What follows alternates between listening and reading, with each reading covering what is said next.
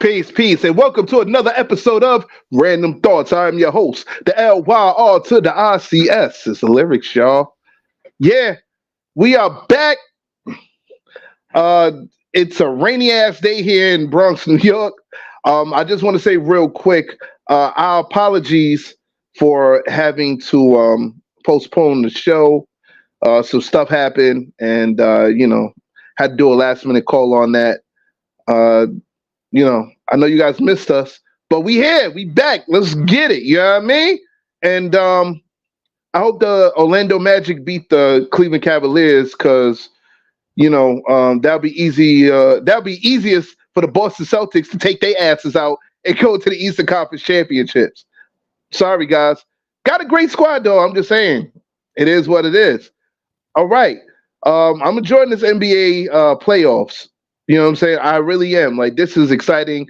The Lakers are no longer there. LeBron and Anthony Davis are acting like bitches. And, hey, as long as Golden State and LA is not in it, we don't know what's going to happen. But I'll tell you this, Denver's not winning another title. Just too much talent right now. You're not doing it. No, I'm sorry. And on top of that, yesterday, the Minnesota Timberwolves drew first blood. They beat y'all. I think it was 106-99 in Denver. Game 1. Stop it. No holdbacks TV. What's going on? And I know she's a big Knicks fan. I know you getting ready for the Knicks versus the Pacers. Game 1. You know what I'm saying? MSG. But on top of that, man, yo, crew, what's popping? Okay, instead of the usual, we're going to start by saying OVO Ozempic.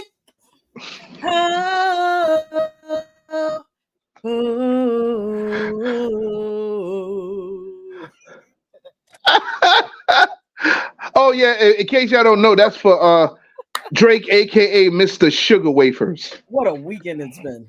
What a week it's been. You talking about the 6ix9ine guy? Got you. Yeah. No, he ain't no god. That nigga's the 6ix9ine Sugar Wafers. Oh, fuck out of here. The 6ix9ine fraud. Got you. All right, understood. All right. Sugar Wafers. Thank you. Peace and love. Thank you. Word the mother. Hey yo. Hold up. Oh well, yeah. Steph, she gotta do something real quick. Okay. Yeah. Steph, what's going on, baby? What's up? Y'all know who it is. It's Steph, yo. Stephanie Gale is here.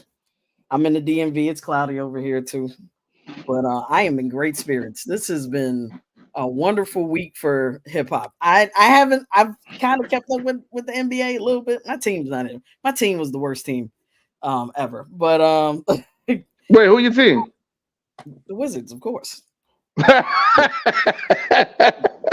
talking about sugar wafers. Oh my god! We were so bad. We had an interim coach. We had an interim head coach. Terrible. I mean, the Knicks did once upon a time too. Like, you know what I'm saying? Like, don't worry about it. But look at the Knicks now. They shining, baby. Just give them some time. Y'all gonna shine. Don't worry about it. Yeah, I'm not worried about that. We're gonna be all right.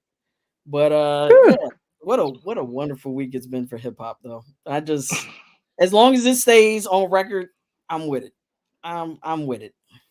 It's toting the line though. It's toting the line. So I'm a little like, especially after Meet the Grams and Family Ties. Whoo.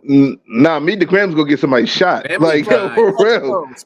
Family Ties. Pearls. Oh my goodness. Family Matters. Family Matters, sorry, not Family Ties. Notes, what up, boy? Family Matters. What's good, guys? Family Ties is Kendrick song, but Kendrick and Baby King. Yep. I know my hip hop. No, don't worry, Steph, because somebody else did the same thing. Someone's gonna correct you like you correct them, grammar. So go ahead, correct. Hey, yo, Adviz, brother Adviz. First of all, I want to say happy belated born day to brother Adviz. You know what I'm saying? As he turns, I think 31 or some shit. I forgot. We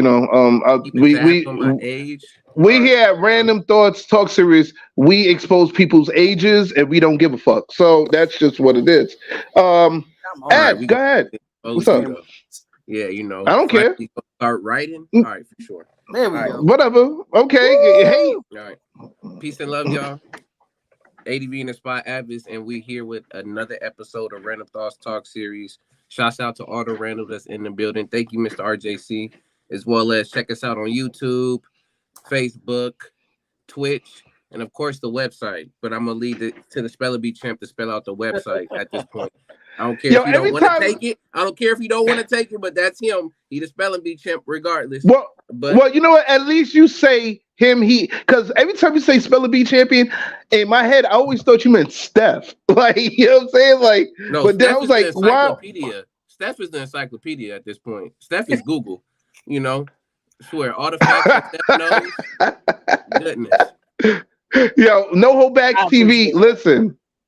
Listen, I'm just saying, y'all had a head interim coach. Y'all interim head coach. Y'all did y'all thing. I mean, but we know the history of the Knicks. Yeah, I don't have to bring it up.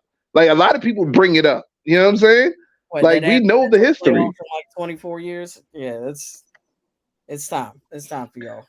Yeah, man. Like word. But anyway, moving along. Famous Ramos.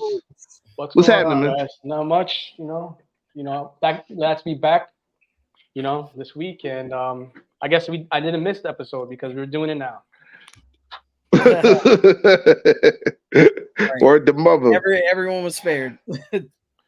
Yeah, word the mother, man. Yo, we have our special guest in the building. I like to call him Mr. BAN. The toughest nigga in Arizona. My nigga. And his birthday was May 2nd, so we like to say happy belated born day to our nigga Notes. What's up, Notes? What's good, guys? How you guys doing, man? I look tired as fuck. Right now. It is in Arizona. It is fucking hot. It's shit. The sun drains people. Fuck, it's hot. And Anubis, I'm sorry. Come here. Yeah, we gotta do that Anubis check, man. Hey, yo, Anubis, what up, man? Oh, hey, looking like getting big. Hi, he got big. Hey, say hi, dude. That's what's up. Hey, what's going on, Anubis? Hey, you better turn your ass around. What's up? Buddy. What's up, Benny? Okay.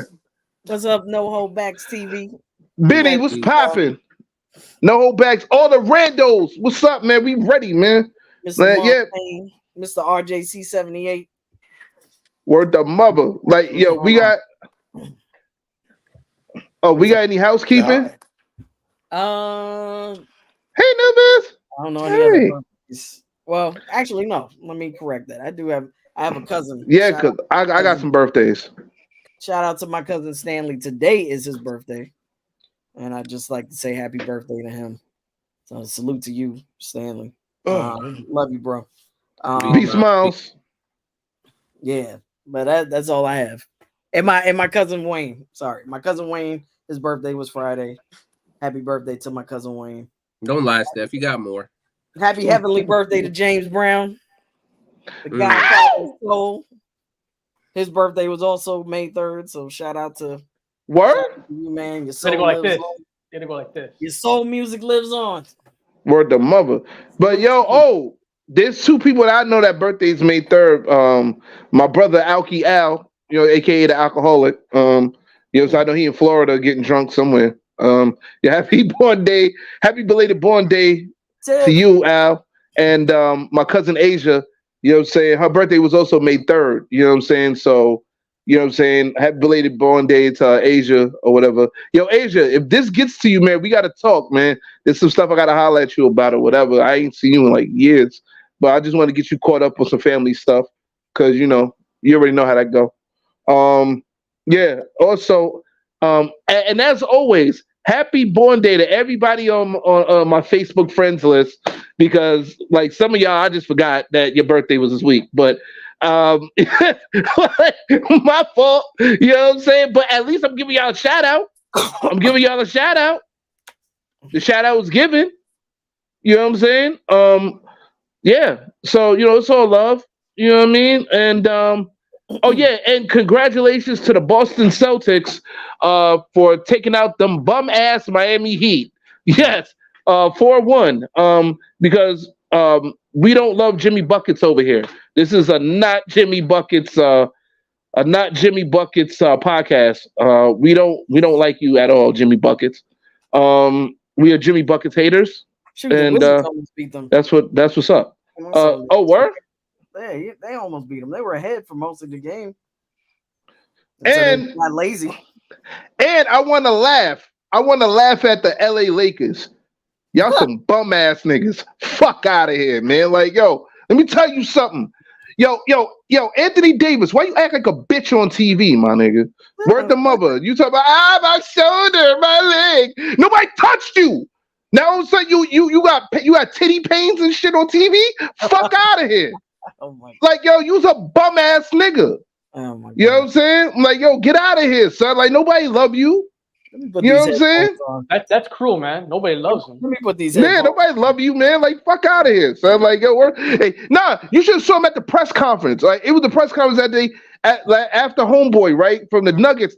He took the final shot. So Anthony Davis, he tried to block, but then he fell back on the fan. So that was I think that was like the game before the final one. But anyway, the press conference, he was like, oh, he just took the shot. And then he drops the mic and walks off like a manhole. Like, fuck out of here, son. Like, yo, you know what? Yo, that's you know what? I'm starting some shit. That's the Sugar Wafer of the Week. The Sugar Wafer of the Week award goes to weak motherfuckers that do weak motherfucker shit. So the Sugar Wafer of the Week award goes to Anthony Davis of the LA Lakers. You a big ass sugar wafer. Fuck out of here. Yeah. It would go to Drake.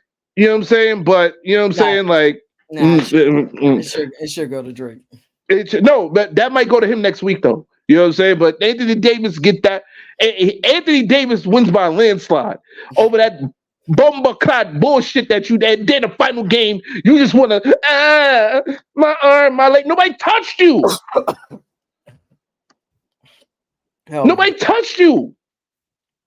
You was a bitch.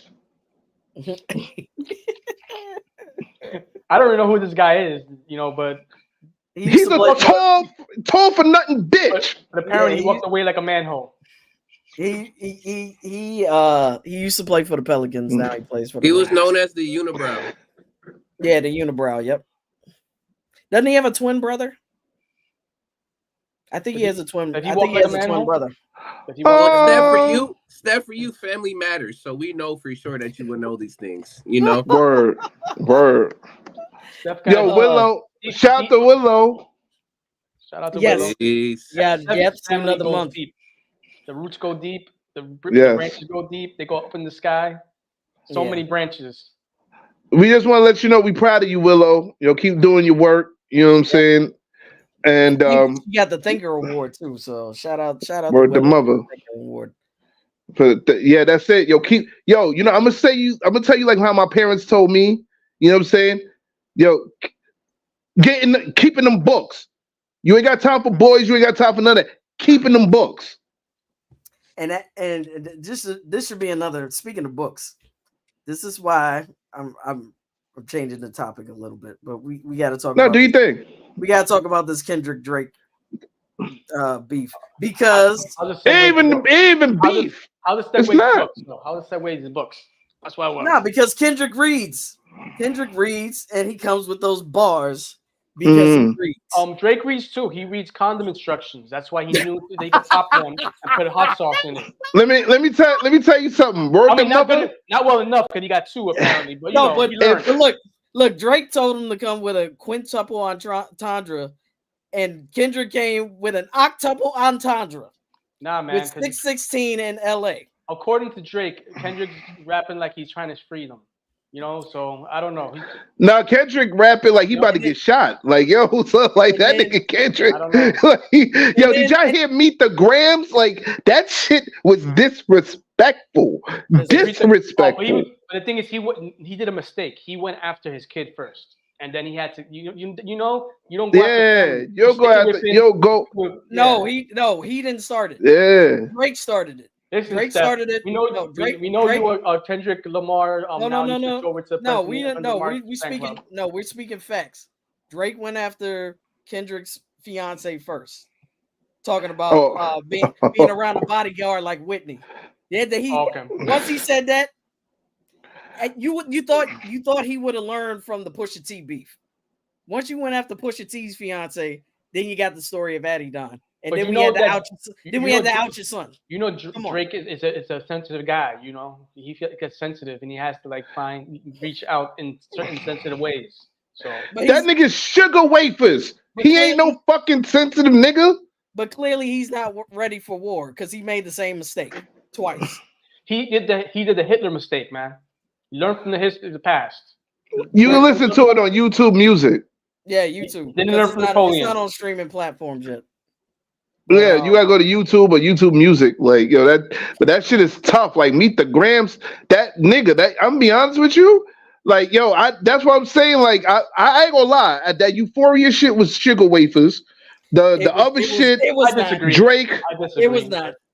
Nah, his voice had me think it was sugar He wafers. was moving up. He was doing the progression. He was doing the progression. Nah, I ain't trying to hear that, man. That nigga's sugar wafers. Lyrics. This is why you're not built for war. It's a psychological. Excuse me. Excuse me. Steph gonna get you Steph. The fact that you think that that's First of all, Steph. First of all, Steph. You see, you got me fucking name. I call you Stave. First of all, Steph. Yeah, I call it Stave. I don't know why. Like, yo, Steph. First of all, y'all. Oh shit! It was a mistake. Damn, my fault. I'm more than ready for war. Until I heard Meet the Grams. When I heard Meet the Grams, I was like, because I was gonna write some shit. I was writing shit for this nigga. But then I said, I heard Meet the Grams. Oh, you were ghostwriting? No, I was writing for me. Okay. Then I put my pen. No, I heard Meet the Grams and I did this. Boy, you better write them 8 bars. I put the pen down. Then I was like, nah, I'm good. I don't want no smoke with that shit. Like this nigga. Now you gotta hear Not Like Us. First, okay, Meet the Grams was him putting Drake in the grave. I see. Oh, so I wrote this on. I did. I got in my feelings. I ain't gonna lie. This was like a jazz funeral in New Orleans. He played the somber music, which was Meet the Grams, where you're putting the body into the grave. And then he did this. Then he did the second line music with Not Like Us. He was like, "Oh, you say I can't make music that you can dance to? Oh, bet, got you. Not Like Us. That's gonna be bumping in the club all summer. That is the song of the summer. That and BBL Drizzy. All of that.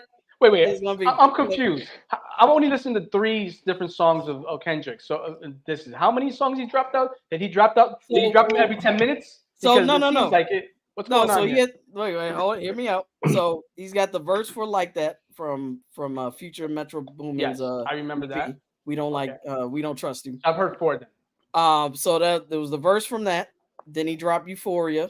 Yes. After Drake dropped Push-Ups and Taylor Made. Taylor Made was I heard Push-Ups. Ass cheeks. I didn't hear Taylor Made. That song was terrible. Yeah, it was. It could have been good, but he was lazy in the execution. But anyway, so it was Euphoria. His ghostwriter took a day off. Euphoria after that.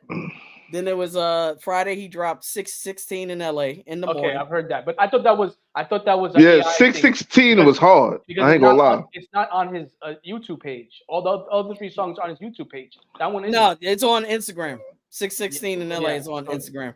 And then he dropped and then right after Drake dropped Family Matters, like 45 minutes later, Kendrick dropped Meet the Grams.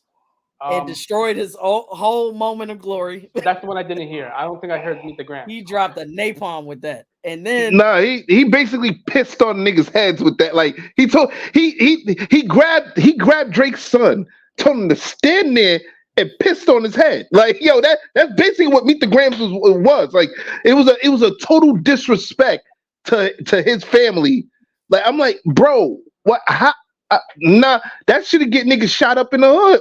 Like, I'm telling you. Eric, you will appreciate that song. That's the only one I haven't heard. It was disrespectful. Fantastic. No, Eric, I'm telling you. Like 10 minutes ago, the two be dropping tracks like crazy, man. Like, no, I can't keep up. No, but then last night he dropped. That was him. Which one? That was him crib walking on Drake's demise. What song? Not Like Us. Okay, so he did. I'm sorry. He did a sea walk. I'm sorry. I'm not. Yeah. You're gonna get somebody. That's true. I'm not in the set. Sorry. Apologies. But he sea walked on Drake's career. Basically, that's because you know. Yeah, you know, of the funeral. You know, our man Ad right here wearing blue. You know what I'm saying, man? So you got to respect the Crip. You know that whole Crip shit, right? Right, Ad? Crip? No, all right. Calm it down, right, Mr. VCC. Calm it down. Well, VCC. What the fuck is that? I forgot. Vegan chopped cheese. Oh, right. Man, fuck out of here, man! Like, go ahead, man. Stop mentioning that shit, man. Like, we was so totally away from that. Okay, Kendrick is a blood. He's a pyro. My bad. All right. Okay, I heard Not Like anyway. Us. I heard Meet the Grams. I did hear Meet the Grams. I've heard Euphoria, but 619 I heard as well, but it wasn't on his actual YouTube. That's the one that was Instagram, right? It's on Instagram, yeah. But I heard on YouTube, but I didn't hear on his channel. But the only one I'm guessing I'm missing is one of Drake's tracks that you mentioned. Oh, Family Matters. I've heard Family Matters. It was another one. Push-ups or Taylor. I heard Push-ups. Taylor Made. That's the one I haven't heard. Taylor Made freestyle. First of all, that was booty cheeks. It was terrible. And I'll tell you why. Like the beat was dope. Well, no, the beat that what I found out about the Taylor Made joint. The beat was made by a person who does production for Taylor Swift. Like who actually does production for Taylor Swift. Okay. You know what I'm saying? So 616 in LA was also produced by a Taylor Swift producer. Yeah, no, that's what I heard. I heard that. That's why he did that, because he was messing with him. He did that Taylor Swift song a while back. Right. When early in his career. And the sample that they used has the guitarist on that song. It's an Al Green song. Is Larry Graham, which is Drake's uncle. Disrespectful. Wait, Larry Graham is Drake's damn. Yes. Disrespectful. The whole time I'm telling you, there are layers to this warfare, and Kendrick has clearly mastered them all. He is a beast. Nah, I'm sorry. Nah. You know what somebody said? Somebody said that's 616 is Father's Day for everyone. It's Canadian. It's Father's Day in the U.S. too. Somebody on YouTube said not necessarily. It is this year. Yes, it is. No. This year, but when he say 616 is Canadian Father's Day every year. So it either falls on a Monday or Tuesday. June 16th is Canadian Father's Day. Like, remember, our Father's Day lands on a Sunday. You know. Are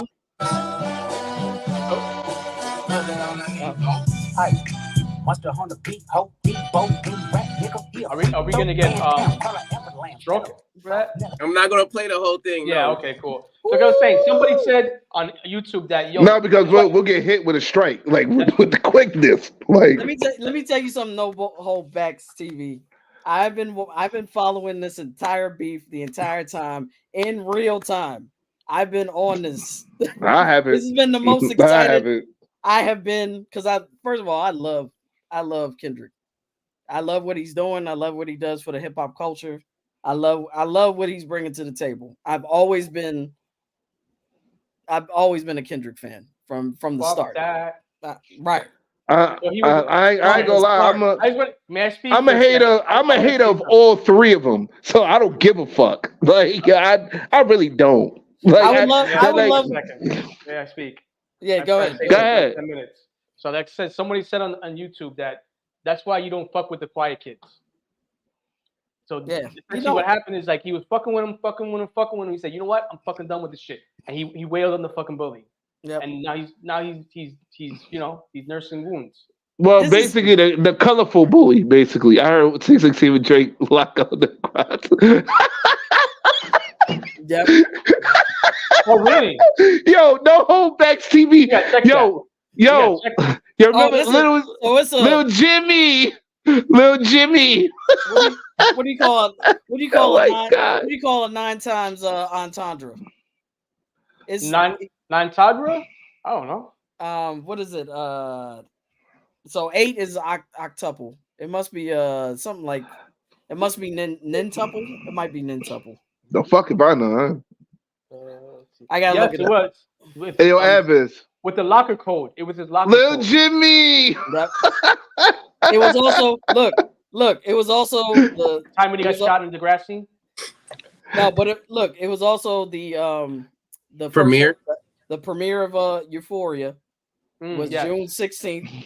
Yeah. It was also when Nicole Brown Simpson was buried. It was also the day that the O.J. Simpson trial started. So what does that have to do with Drake? Exactly. He had the gloves on the cover. He had the gloves. Oh. The gloves are coming on like I'm slaughtering you all. Like that's where, and it's L.A. It's reference to L.A. I just want to say one thing real quick. Kendrick Lamar, I can't, even though I'm a hater, I can't take nothing away from him. He has a talented, very super dope MC and lyricist when he's provoked. When he can just do shit with not provoked, but when he's provoked, he's dangerous. But I know MCs 10 times more dangerous than you. So please don't pat yourself on the back too much. You know what I'm saying? You're going up against MC Sugar Wafers, Drake. But I'll let you know this. If Drake wanted to, and he leave all them fucking writers alone, and he go back to the Drake we know from the Drake that was messing with Little Brother and Elzai and them niggas. Yeah. I believe if he wanted to, he could give I'm not gonna say he gonna smoke Kendrick, but he could give that nigga a run for his money. Just let the record label take him off the fucking leash. I said it here first. Let the label take him off the leash, and he will give Kendrick his ass back in return. No, he won't. I'm telling you. No, he won't. But he on this little sugar wafer shit. You go ahead. Non-nupple. Okay, non-nupple is non-nupple. Thank you. Okay. He will not. First of all, he'll give him a little something to play with, but no, ain't no little. Like he'll give him like. Let me put it to you this way. The fact that we're having this conversation, you're saying stuff like that, it tells me that you don't understand the levels of Kendrick Lamar. I'm telling you. I give a fuck less about the levels of Kendrick Lamar. I don't care. But that's like, yo, that's what I'm saying. That's what I think if the gloves really came off, these niggas could really do something past this bullshit that they giving y'all. You know what I'm saying? Except for Meet the Grams. Meet the Grams was disrespectful as fuck. I'm just like nigga, like yo, like you get seen in the street after that. Like nigga, you talk about a nigga kid. Let me tell you something. How Kendrick is. Woo! When you're look. I'm sorry. Look, Kendrick has dudes reading again. He crashed the Genius website with Euphoria. When it dropped, people were going to the lyrics trying to decipher everything, and so many people were attempting to do it. They crashed the Genius website. When has Drake ever done that? Never, ever. Wouldn't ever. One thing, granted though, is that these guys aren't battle rappers. These guys aren't battle rappers. That's the most interesting thing, because the thing is, you know, in a technical technically, Kendrick is. Kendrick is a battle rapper, because I remember. Yeah, I'm about to tell you. Fat Beats. Back in the day. Yep. He used to be in the cypher and Fat Beats. I was in the cyphers with him at least 1 or 2 times. So I know from firsthand experience seeing him spit. This nigga is like I said, the industry got, they got his arm around his neck. Let him go. Let him say whatever he want to say. That Meet the Gram shit is just a little taste of what Kendrick can really do. You know what I'm saying? Just a little taste. What I'm trying to say is that nigga's amazing. And like I said, I'm a hater, but I gotta give him his roses. I didn't finish what I was saying. I was saying. Go ahead, boy. They were primarily, they're not battle rappers. It's not dudes who came out, like, for example, like if you go certain places, dudes only do battle rap. Only battle rap. Oh, all right. You mean only battle rap, but transitions into like making music. So that's the primary focus. So what happens is when you're not focused on one thing, your muscles, you know what I mean? You know what I mean? Like it's a I once say being chopped shoes. Anyway, so basically, I was saying like they haven't been doing this on a regular. Come on, Sleazy. In a while, right? So the fact that he can do that, like on even if it takes a couple songs to go and murder him, it's. I'm trying to say that it's. I fuck with Kendrick. That's what I say. I don't fuck with Drake. I mean, it's just what it is. I don't like Drake. I never liked Drake. I never liked Drake when Talib Kweli gave him his co-signed him. I still don't like him. I don't think I mean, I don't know, man. There's something about him that I don't gel with. So. And I agree with you. I don't like neither of them niggas. But I don't like them because they make money. That's what you said. That. No. Get your money. Get your money. Go ahead. Get your money.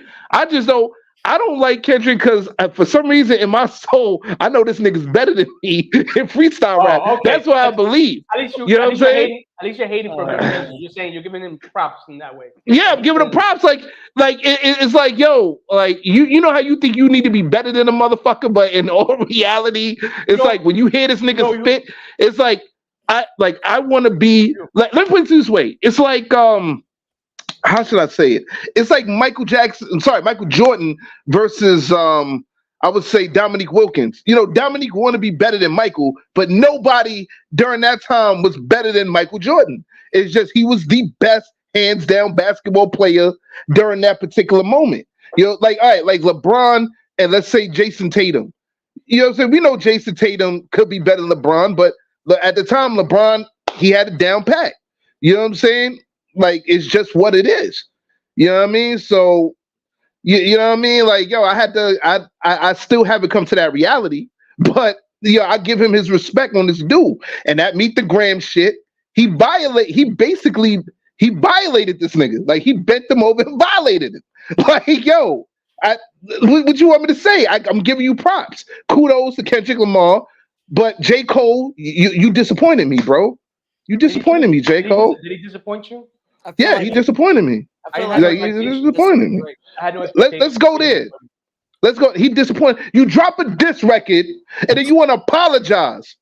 Like, yo, I gotta. You know what? We gotta go to the show. We gotta go to the show. Let's go to the show because son. J5 to get to your point that you said a while back about Daylight dropping that track on called Light Skin. That's been out. That's been out for years.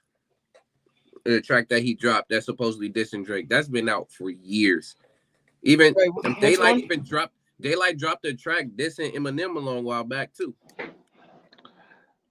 Yeah, but Eminem, and I hate to say this, I really do. Eminem is on another world. Like you can't really, if anybody come for Eminem, I like to see Kendrick and Eminem battle personally because two top tiers.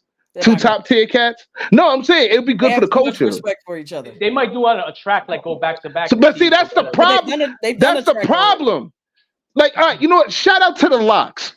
Shout out to the Locks. The reason why I'm shouting out the Locks is because it was a line that Sheik Luch said on "Walk With Me" on the album. It was a song. It was featuring Jadakiss. He was like, "Yo, he's like, yo, shut the fuck up, or your ass gets stomped." Yeah, we mans and all that, but you still our comp. That's the attitude the Locks has always brought. It don't matter. We could be cool. You could be these niggas battled Mace. They was cool with Mace, but they still battled the nigga. Like, where's that attitude? Where's that hunger? The Locks battled 50 Cent. A lot of people don't. And they was cool with 50. They battled whoever. It didn't matter. Where the fuck was that? Yo, stop with all this buddy bullshit and let's get back to bars for real. Oh, that's my man. I can't battle. Fuck if that's your man's. No, but this is the great thing about battle them. This is the great thing about these battles, especially the Drake and Kendrick battle. They're getting back to bars. Like Drake actually stepping up because I'll be honest with you. Family Matters. Can't if that's your man's. Family Matters wasn't bad. That was a pretty good. That's the favorite one of the Drake songs for me. Family Matters. Pusha was kind of weak, but he was going after too many people in order to like make it like. But he's going against people in Family Matters too. But the delivery was a lot better. I like Taylor Made was trash, and I'll tell you why. I think if you're gonna do AI and you're gonna use, first of all, using Tupac's voice and Snoop's voice was kind of corny. But if you're gonna use Drake's voice, Snoop's voice and Tupac's voice, be them. Be that, mimic their No, that's a fact, no, Bats. That's a fact. Mimic their rhyme schemes. Study them. Like really get into it. Like be Well, I mean, you can study them, but then create your own style to it. That's hip hop. Hip hop is originality. Like it's too many niggas biting off too many niggas, and I ain't for it. No, but if you're gonna take on someone's persona, take on that person's persona. Don't be too and use a Drake flow. It was lazy. It was lazy. Be yourself and use your own flow. Like that's like nah. And no holds back TV. Yes, I got you. And yeah. But that was my issue with the tailor-made freestyle. Like it was just like you should have just thrown that away. That was a throwaway. And guys, like I know that we're not. Everybody who's watching the show, I understand that we're supposed to be talking about some other shit, but you understand you're talking to like two MCs, a singer, and a director. We live this hip hop culture. We live it.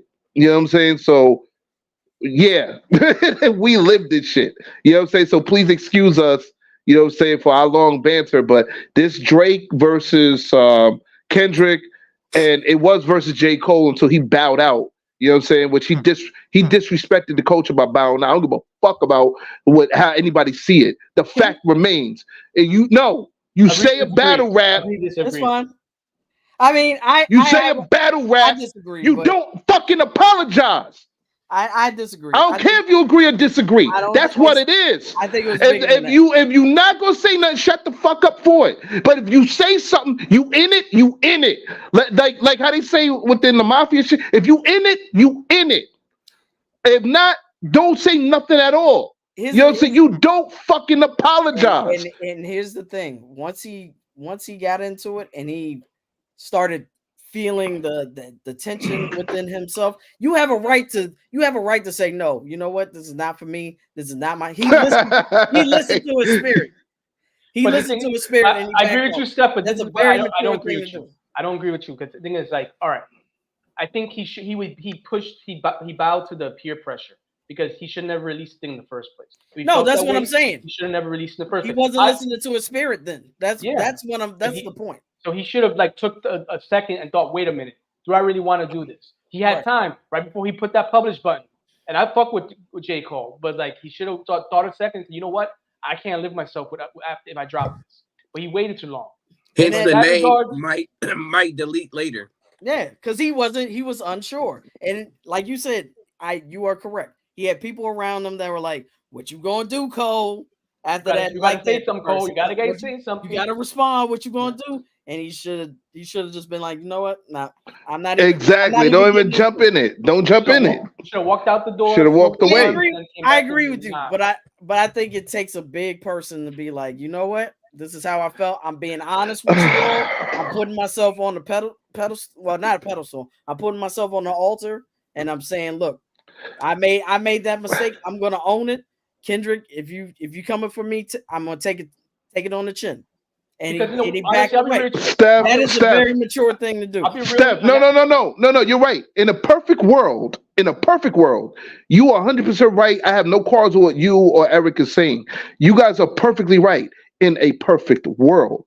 But this here is reality, and the reality of it is, in ever since hip hop, the battle part of hip hop has been created. The battling / diss part of hip hop has been created. There's not one fucking MC. Not one fucking MC I'm talking about in the spotlight.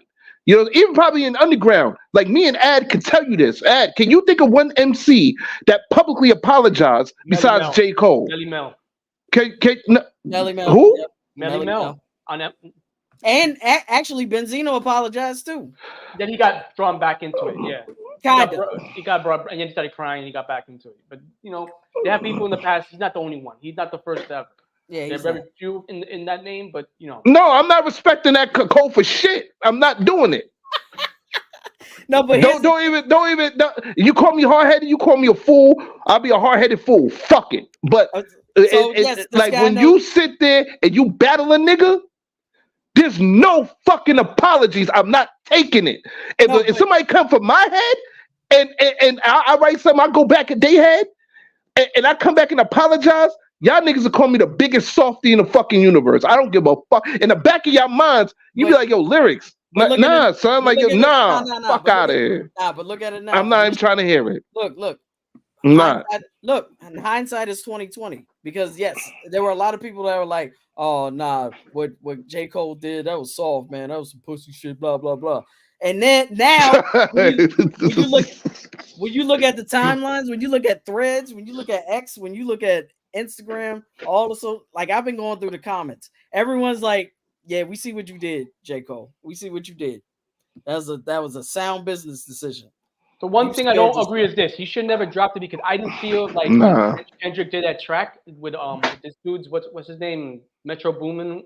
I don't feel that it was the real diss towards J. Cole. It wasn't really a diss towards him. He was just saying, "This is where I stand." No, he was like an innocent bystander. He was going for Drake. I know, but I don't even think that it was directed at him at all. Like I don't think because the fuck the big three, Big Me. I don't think I didn't see it Adina could direct this. He's just saying I see all rappers say I'm the best. I'm gonna tell you what he was saying. He was saying if we say we the best. He was saying if you're gonna associate with this dude Drake, then I will come for you. This is me letting you know you might want to get out the way. I'm giving you an opportunity to get out the way. And that's what that message was. He wasn't necessarily directing it at Cole, but he was like, if you continue down this path, I'm coming for you too. Let me tell you something, Steph. Here's something that we're all forgetting here. Mm-hmm. Okay. So let me bring you he said get your big a part of it back in the house. And then when you say that, like it doesn't matter how it was said or whatever. The fact is, to me, it's still a diss is a diss. You know what I'm saying? And if you sitting there saying if you associate yourself with, I associate with whoever the fuck I want to associate with. You know what I'm saying? And if you come for me, if you're coming for me, like if I even think that shit's a diss, nigga, I'm at my pen. I'm on my pen game. That's you know what I'm saying? Fuck you. Fuck your feelings. Fuck whoever. Nah. I'm not hearing it. That's why I'm gonna say if 50 Cent doesn't change his tune, he might be in there too. I'm just being honest with you. What's happening with that? I don't know. He's siding with Drake more so because I think that's more of a Rick Ross angle. I think it has more to do with that. But I'm like 50, you're on the wrong side. Do you remember the Art of Robin? Does anybody remember the Art of Robin? 50, yes. 50 can come after. He started shit. That's what I'm saying. That's what I was about to say. Like, y'all niggas are sleeping on 50 because he's giving you that commercial style. But don't get it fucked up. Like I said, Kendrick is nice, but 50 Cent, if he really wanted to, you know what I'm saying? And I do believe this. If he really wanted to, he's in a position he could take the gloves off. It ain't gonna hurt his money. Yeah. You know what I'm saying? Oh yeah. But he's gonna go the clowning route. He's gonna clown. He's probably gonna do the troll thing. But I know one rapper that Kendrick cannot fuck with. Royce. Cannot fuck with. And I put money on it. Royce. Elza. Okay. Elza. Like Royce, no. Advis, look at me. Let me take these shits off. Look at me. Elza, nigga. Look at his eyes. Elza. I think Royce through. Motherfucking hold on. Royce, nah. After that whole situation, look, after that whole situation with Lupe and when Mickey Fax got him with Race, I mean, I was like, Royce was on some other shit, man. I don't know. Like, nah, he didn't. Again, mad respect to Royce, but still at the same time, I'm sorry. Out of all of the quote unquote diss tracks, Mickey Fax just left. Mickey Fax murdered. He said, what about checking boxes? I got you. Watch. This man did about almost 15 plus different schemes on checkered boxes. That was ridiculous. Yeah. Did you hear this nigga's freestyle about credit? Like Mickey Fax style about credit. Like actually just credit. Like that Mickey Fax is on a whole nother level. Like I don't even want to bring Mickey into it. Like, yo, Mickey Mickey, and the thing is, Mickey, he's cool with Fresh Daily. Like I remember Fresh was telling me about Mickey Facts. So if anybody who's cool with Fresh Daily, you know they pen game is insane. Yeah. And that's another rapper who I think personally Kendrick can't fuck with is my man's Fresh Daily. But we ain't gonna talk about that. I would think it's an interesting battle. I don't fully agree with you. I think I would put everything in my fucking savings account. Whatever I would have that my man will smoke Kendrick. Well, prepared to be broke. I mean, no disrespect. My man is smoke Kendrick. I don't give a fuck what y'all say. It's like right here it's for like sure. Right there. Yeah. He beat Kendrick. Elzai is an alien for sure. He is an alien for sure. But I'm gonna say the same thing for Kendrick. Nah, Kendrick is different. No. I'm telling you, Elzai would murder Kendrick. Like he's the only one that would murder Kendrick. And this lets me know that you don't, because you haven't even. No, I understand. What you talking about? I don't understand war. Fuck out of here, Steph. I understand that shit. I grew up around it. Don't tell me I don't understand that shit. Let me finish. Yo, some other shit. Listen, fuck out of here. You haven't heard his entire catalog, so you can't even say anything. I don't give a fuck about his catalog. Like, yo, fuck his catalog. Like, yo, your catalog ain't gonna help you in the moment. No, you know what I'm saying? Your catalog lets you know how deep the rabbit hole can go. Pause. But then fuck it, let's go there. Just saying. I'm telling you. Let's go there. I don't think too many people can mess with Kendrick. You know, as much as this conversation if I do got, we need to let's get it. You need to move on. Fuck out of here, man. Like, no, man. Like, no, we gonna make this whole we already 53 minutes in it. Like, we might as well make this whole episode about this shit. You need to give us the commence, because it's already done it. You know what? You're right about that. So listen, we've been ready. So you know what? It's time to let the fuckery commence. Let's get it. Warning. The opinions expressed in this program are those of the presenter in their current state of mind, which they have the right to change at any given moment. The iRant Network and the members of the Ranters Union are not responsible for any claims made. All opinions and train of thoughts are welcomed here and protected by the First Amendment and the Ranters Union. All commentary, criticism, news reporting, research, teaching, and or scholarship of copyrighted material is protected by the Fair Use Act under Section 107 of the Copyright Act of 1976. iRant Network and the founder of the Ranters Union, Jalogic, aka Mr. M, recommends that you take what is said and do your own research. Read a goddamn book and form your own opinion. Furthermore, listen carefully to the ranters rant and debate their opinions and form your own conclusion. Thank you for watching this member-supported program, powered by the Ranters Union and produced for the iRant Network. Good day. All right, we back. Yeah, we back. Should we talk about? No, we ain't talking about that Soul Tie shit today, man. No, we way past that. Like, we not doing that. Well, I mean, we should, but we not. We not doing that. We gonna put that back in the vote. You solely connected to this conversation, gotcha. Yes, you fucking right. Yes, we are so tied to this conversation. There because son. Because hold on, let me take these shits off again, man. Like, yo, let me tell you something, man. Niggas should not be apologizing in battle rap songs. Plain and simple. Like, you should not be apologizing. Jermaine Cole, I'm sorry, bruh. I understand why you did what you did.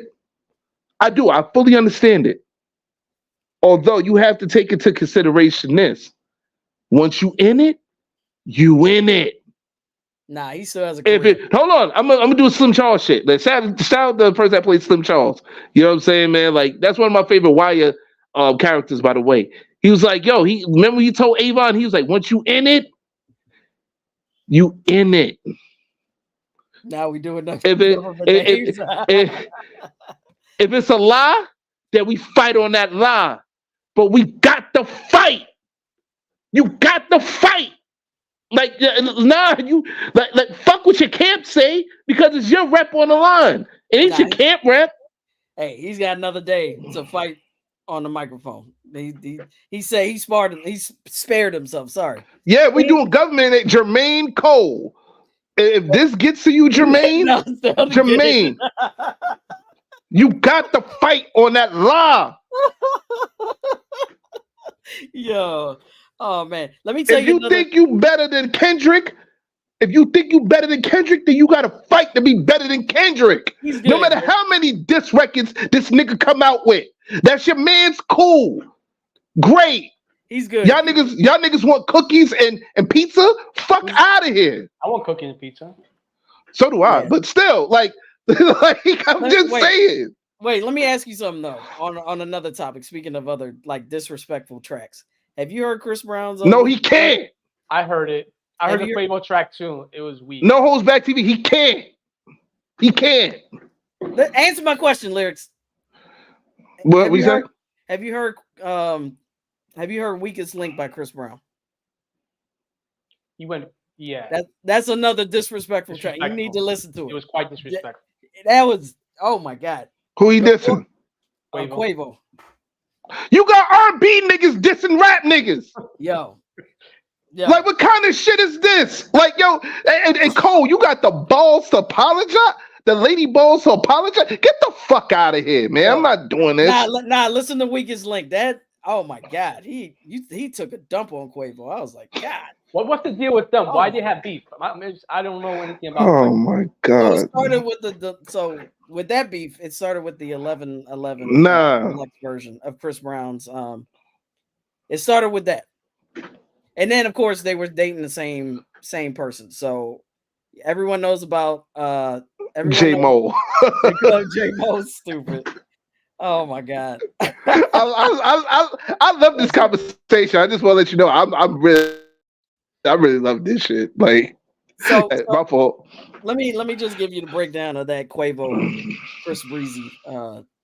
So yeah, it started with 11/11. Chris Brown dropped that. It's the deluxe version that he has out now, and he has a verse on, I think it's Freak, where he talks about Quavo, and then Quavo came back and came out with a song called Tender. And when people say you got 24 hours, I will give this to Quavo. He came out with a song in 24 hours. It was trash, but he came out with a song in 24 hours. So he came out with you get two of the three things that you're supposed to do. You know how it works. Quick, fast, good, and what's the other one? I forgot what it was. He did quick and fast. Yeah, it was terrible. But he came out with the song Tender. So the song was called Tender. It came out with that in 24 hours. What's that first that Chris be going on Tinder like that? Like crazy? I don't know. But he was talking about Chris, beating people up. And he was talking about his relationship with nobody knows that. Yeah. But no, but he was talking about the relationship with Karrueche.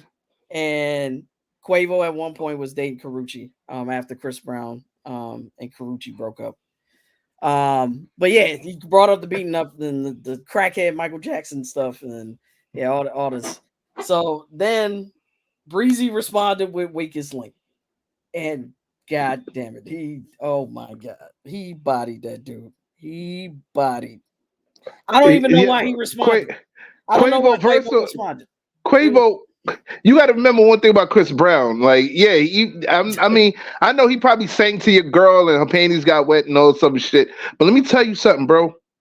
Chris he's a spitter. This nigga rapped on a Knife Wonder beat and sound good on a Knife Wonder beat. Yeah. Like, nigga, like what? Like, that's what I'm saying. Like, who said Chris Brown is a known bass head? Oh yeah. Fuck his fist. Oh. Great. But here's the thing: he stand and delivers. That's the thing about Chris. Pretty much. He's a functioning crackhead. That's what he is. Wait, Quavo's song was better sonically. Yo, Keenan, bro. You sound like a Chris Brown hater, my nigga. Like, yeah, I'm proud of you though. You know what I'm saying? Keep hating. Like, you know what I'm saying? I completely disagree. That Chris Brown. No. Let Kenny keep hating. I like that. Like, you know what I'm saying? Like, but lyrics. If you like disrespectful diss tracks, you need to listen to Chris. I love disrespectful diss tracks. Listen to Weakest Link. Weakest Link was, oh my god. Even before Meet the Grams, that was like the diss track of the year. That oh my god, he went there. And I want y'all to remember this man is a known R&B singer. He's the reason why your little sister was born. You know what I'm saying? Like he's the reason. He's the reason why a lot of kids are born. Man, he was singing them good tracks. He was singing "Poppin'." Remember, you lost to a nigga that was singing "Poppin'." Shout it. Like you. But here's another thing about Chris Brown. Let me break it down. Like, yo, you singing to a nigga that was gyrating in front of chicks. Like, man, come on, man. Yeah, he's an R&B singer, but he's also a blood. Dude's dripping red. So you can't. Who indoctrinated him? Because I don't think as a young kid. No, that's a fact. For the blood, I'm not sure. I Maybe could be wrong. Maybe Wayne. Maybe. Yo, maybe I don't know. No holdbacks. You are stupid. She said Chris was on some Ice Cube, no Vaseline type thing. That dude went in. No Diddy. No, because you gotta say no Diddy from now on. Like, yo, when you say some shit like, yeah, he went in. He went in. Word. He went in. With no Vaseline. Balls deep. Damn. With sandpaper wrapped around it. I think that's gonna hurt everybody involved. Oh man, I blame. He had a sandpaper condom on. That's what he had on. At least he used protection. Shit. Oh man. I just listened to that Weakest Link. Oh dang. He went in. Yo, Keenan said I rock with Chris Brown heavy. He just makes terrible life decisions. That's true. He does. Yeah. I mean, he absolutely Orlando does. Brown is pretty close on that with him in the head in terms of behaviors. The only difference is Chris is still functioning and still thriving. He's doing well. So I'll give Chris. Nothing wrong with the balls deep. Okay. Depends where I was just trying to be funny on that part. No Diddy, but yeah. All right, sure. If you think that's what you like, guys. Yeah. Let's move along from that. Yeah. So back to the Drake, Kendrick beef. It's so interesting. I'm enjoying following this beef in real time. It is hilarious. Just today, Metro Boomin dropping BBL Drizzy. Oh my god. That when Drake told Metro Boomin to shut your hoe ass up and make some drums, nigga, like Metro was like, okay, bet. And drop BBL Drizzy. And whoever has the best verse on this beat gets this song for free of charge. That is a very, very smart business move. You're gonna have so many cats coming out with whole songs and verses on a Metro Boomin beat, a free Metro Boomin beat. Can we play BBL Drizzy? Because I left it up. It's still connected to SoundCloud. It's just the beat, right? Yeah, it's just but it does have singing on it. It's copyright? Oh, okay. Is it? Oh. Well, whenever you have it, but it's on SoundCloud. So how's it? Yeah, but you can play that shit. It's on SoundCloud. Play that shit. It's on SoundCloud. We can play that. J58, can you bring it up? Because I still have it connected. Shout out to J58. I think it's your birthday today, right, Jay? Let me see. Oh, hold up. Somebody was shouting you out. Yeah, shout out to J58. If it is your birthday, happy birthday, bro. Yeah, I hope you get drunk after the show. Peace to everybody in the chat. Thank you for the love. Oh shoot. Wait, let me go back to the beginning. Sorry about that, Jay. All right, let's play this track. Yeah, let's play that shit.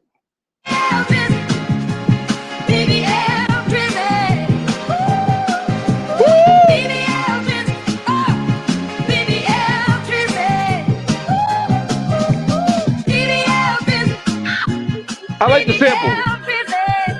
Wait. I'm thicker than a ninja. Don't act like you don't know me. These hams deserve a trophy. Baby, it ain't no mystery. Got the best BBL in history. This cake will make you show up. I know you've seen this glow up. As BBL Drizzy. BBL Drizzy.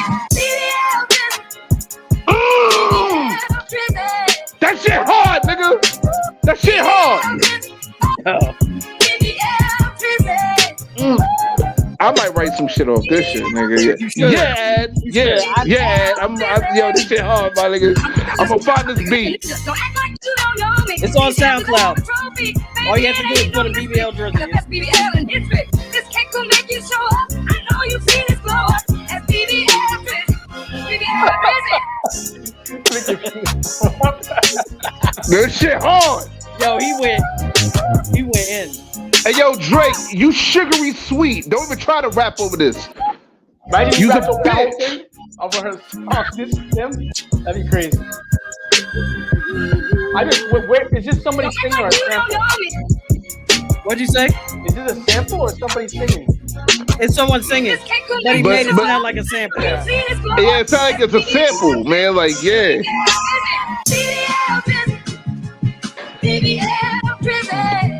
Hey, yo, Drake, shut the fuck up. Don't ever tell nobody to make beats. They gonna make a crazy beat and somebody gonna rap and take your fucking head off.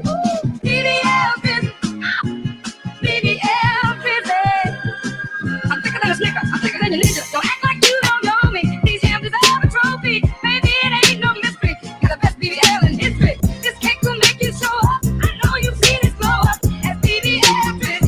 BBL Drizzy.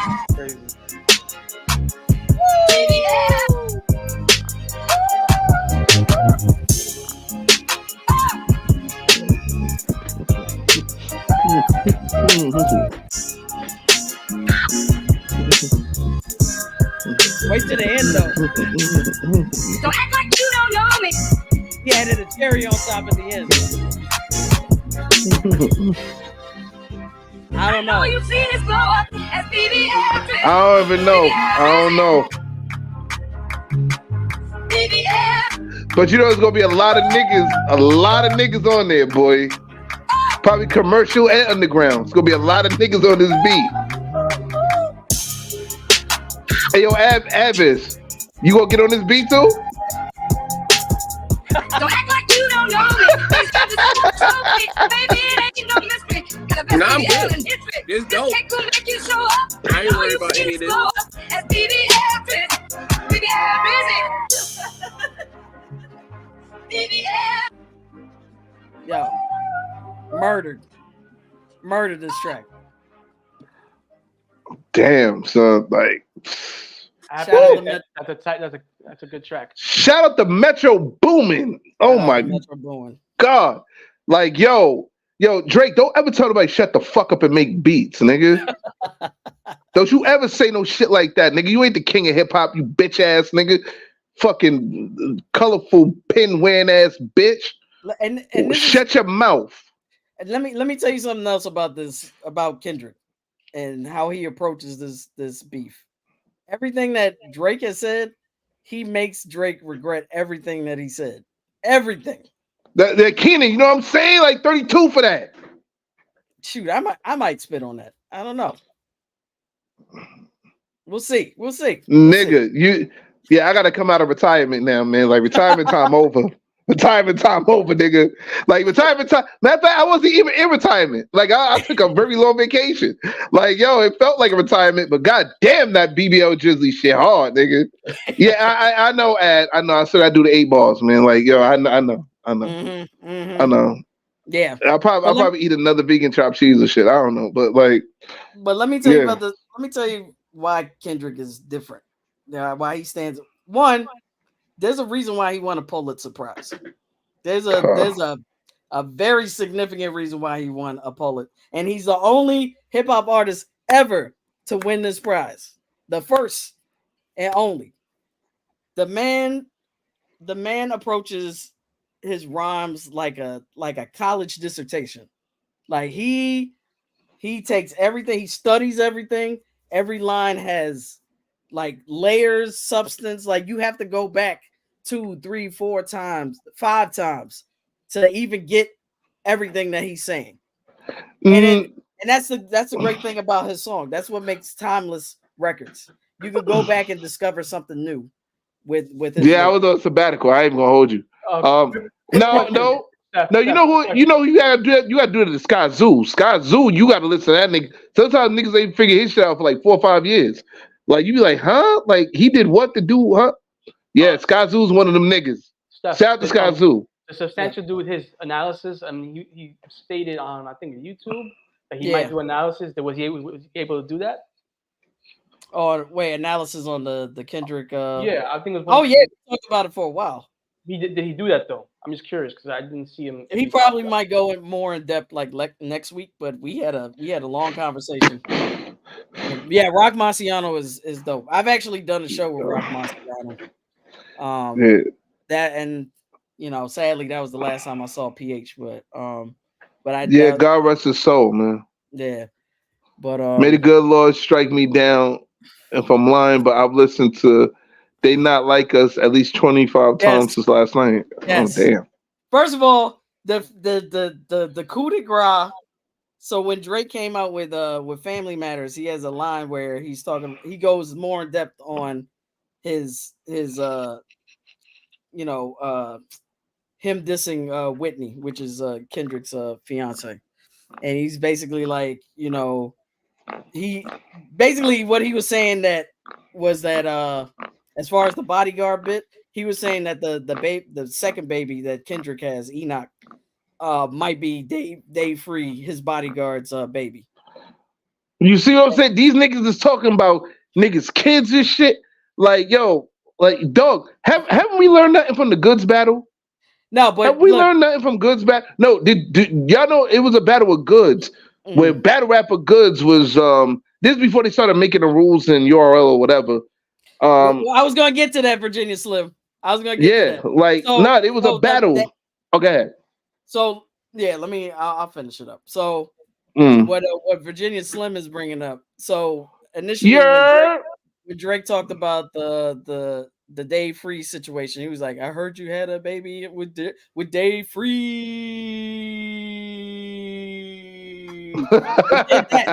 And Family Matters, right? So Kendrick responded with that line and They Not Like Us, Not Like Us, where he says, what does he say? I gotta think about it. Oh, I heard you struck a chord, but it's probably a minor. Talking about his pedophilia. Oh. Yeah, play it.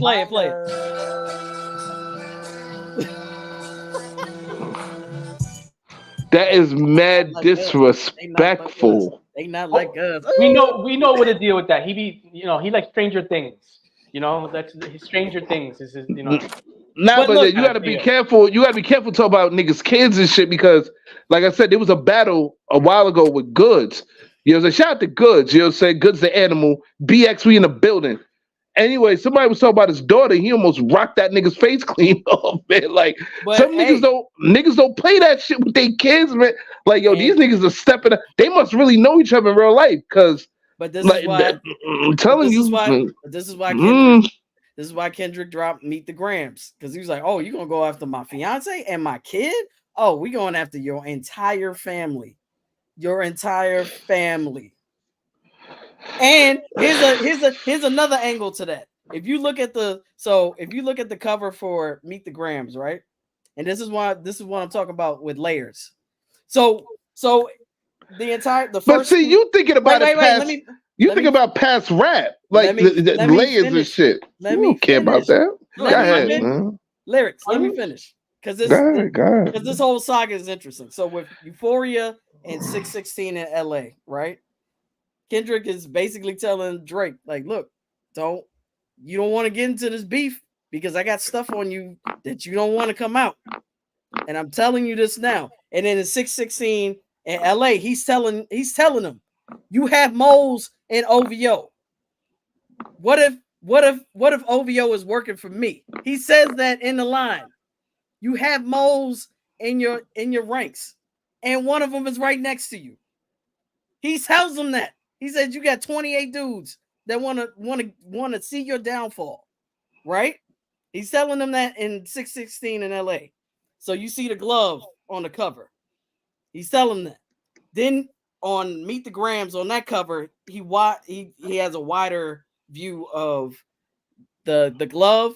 Then he has the FUBU shirt with the dog on the front, and everything is covered up on the dog, which is a reference to all the dogs. He has Ozempic pills there, and he also has, what else does he have? Some other pills. I think Percocets, all sorts of stuff that belongs to Drake. It has Drake's government name on the prescription pills. So is this a real photograph, or this is somebody's doctor? No, this is a real photograph, and I'm getting to that point. When he said someone is next to you, one of the person next to you is a mole. Apparently, this is alleged, but allegedly, the items that were shown in that photo came from his father, came from Drake's father. His father provided him with the contents, allegedly. Wait, he provided. That's the word on the street. Wait. So he provided Kendrick with all this shit. You saying? Yes. That don't make any sense. Why would he do that? It doesn't. Because he's stiff. He might have a vendetta. Well, not a vendetta. He might have issues, like financial issues with Drake, and he probably sees what's going on. Yeah, 60 feet is so tight. Guys, for those who just joined, we ain't talking about about the Soul Tides episode, man. Like, what is that? What do you know about Soul Tides? We're not talking about that right now. Right now, this is an impromptu. Topic of discussion. Virginia, I doubt that. Kendrick, for someone who has a Pulitzer Prize and does research, I doubt that Kendrick didn't do research on the intel that he was getting. Matter of fact, this episode should be called "Let's Talk About Rap Beefs," because basically that's what we talk about: rap beefs. You know what I'm saying? So fuck it. You know what I mean? Like, go ahead. My fault. Keenan? What's up? Yo, Keenan, what up, boy? Yeah, he's been there the whole time. But yeah, apparently it came from his dad. So when he says that line that someone next to you is praying for your downfall, I think he's referring to Drake's dad. Hey, Raz. Yo, oh shit, Raz. Yo, what's going on? So yeah. Rubber Ducky, what up? The legend. And here's another crazy thing. So Rubber Ducky Russ. Yeah, R.I.P. Drizzy. What's up, Rubber Ducky Russ? Here's another thing. So when I went to New York on 420, this was at the very beginning of the rap beef. I was speaking to Tone. Tone said a lot of stuff. We had a conversation, and he said a lot of stuff that is currently coming to fruition. We always do that. Tone is the Osiris of this. Example. He sees far ahead. Now, but this is a mind of an MC. He's a mind of an MC. A small example. A small example, please. You said small example. Yeah, small example. I know you can't get into the whole thing, or do you want to? But give us a small example. We'll just say, some of the pedophile stuff that came out. Some of that stuff. He talked about. That's one example. Yeah, we talked about that, and among other things. But he was just saying it doesn't look good for the OVO camp. Let's put it that way. But the OVO, yeah. So he's going the way of Diddy, essentially. Yeah. That's what you're implying. Yeah. But Kendrick said it too. He said, "Look, if you're associated with this dude, you better back off right now, because it's the embassy. The embassy is about to get raided, and the embassy is Drake's mansion. That's what he calls his mansion, the embassy. That's why he had the on the cover, the last one. He had the dots on it. The sex, the sex registry map. That's what that was. All the pings of all the pedophiles in the embassy. Oh, there were like 7 of them in there. There were 13 of them. 13. Interesting. Yeah. That's the best cover of this entire rap beef. Everyone talked about Drake in the push-ups cover. I was like, it's cool. It's that Not Like Us cover. So you think he's gonna respond? He might, but I don't think he could come with anything that's worthy of Kendrick's last two rebuttals. he paying him on the side like. And this is the other thing. Like when people are talking about, oh no, the daughter's not real. He would have, he's denying it right now. Okay, he denied Adonis. Exactly. He denied Adonis. That word. And he had apparently he hasn't learned his lesson. Listen, for all we know, he has like a few kids, but Yeah, and that's what Kendrick was alluding to. He was like, Drake might have more babies out there, but he was alluded to a lot of things. That's why he started doing the hot sauce. Yeah, he started spicing up his sperm. Right. And that's why there's all this alluding and insinuations about, and I believe it. The escort services, the escorts will give you a lot of information. Let's put it. Listen. I'm be honest. A lot of stuff. Oh. Dear baby girl, I'm sorry that your father's not active inside your world. You don't commit too much, but it's music, yeah, that's for sure. Yeah, we can't play the whole thing, man. Because I'm not we ain't trying to catch a strike, man. Fucking around, this shit be motherfucking. And to let you know that this info was legit, he dropped the kid's age. He said the Rubber kid was ducky.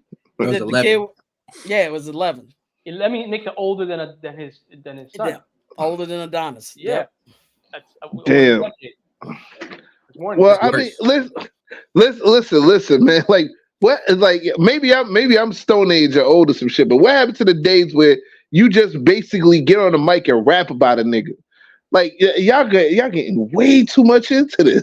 Like, y'all, it's like niggas is really digging up dirt, doing like real digging, or shit, like how battle rappers is doing right now. So like, and I'm like, that's the first. That's the nature of this thing, man. No. It's the nature. It's the nature of this thing now. You know what I'm saying? Back then, that's what I'm saying. Back then, you ain't had to do all that. Like, yo, you step to a nigga. You diss him or you diss whatever, if you make a diss track, you go after him and his crew, or you go after, you know what I'm saying, or you after him directly. Not necessarily. I mean, the nigga might talk about your family, but he ain't gonna do all that digging and shit. Like, yo, come on, man. What are you talking about? Thing was kind of like, you know what I'm talking about. I just said that. What?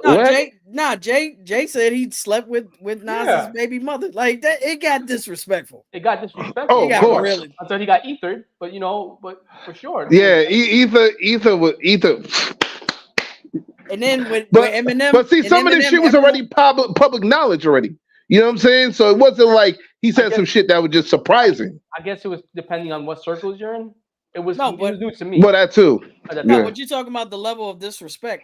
It's psychological warfare too when it comes to hip hop. No, I'm cool with the disrespect. It's just that y'all like cats is going above and beyond to find dirt where like I don't know, son. Like it's different to me. You know what I mean? So maybe I just got to get with that. I think because the times is different in terms of like the type of music. So maybe it's kids they pounding on. Yo, this nigga 58 is funny. Like, yo, for 58, put that shit back on. Oh man. Yo, he said it went from talking about they sneakers to talking about the kids they pounding on. Damn, son. And to be honest with you, like the allegations against Drake are not far fetched. I mean, we can go back to SZA. They dated for like 2 years. He skeeted in a baby car seat. He groomed her when she was younger. No, well, they dated for 2 years, and they broke up when she was 18. Do the math. What? Yeah. Is some of the songs allegedly. Are some of the songs about him, like the stuff she be like her relationship? I think so. He fucked her. Look, SZA, I'm real. I love her music, but I feel like some dude has done something to her because you could tell like in some behavior, and it's sad. It really who's this now? SZA. Yeah, oh man. Some dudes that done her really dirty because there's something about it, like, you know. Yeah, you can talk to her music. You can talk to her music. Somebody did some shit. You can tell, yeah, you can definitely tell that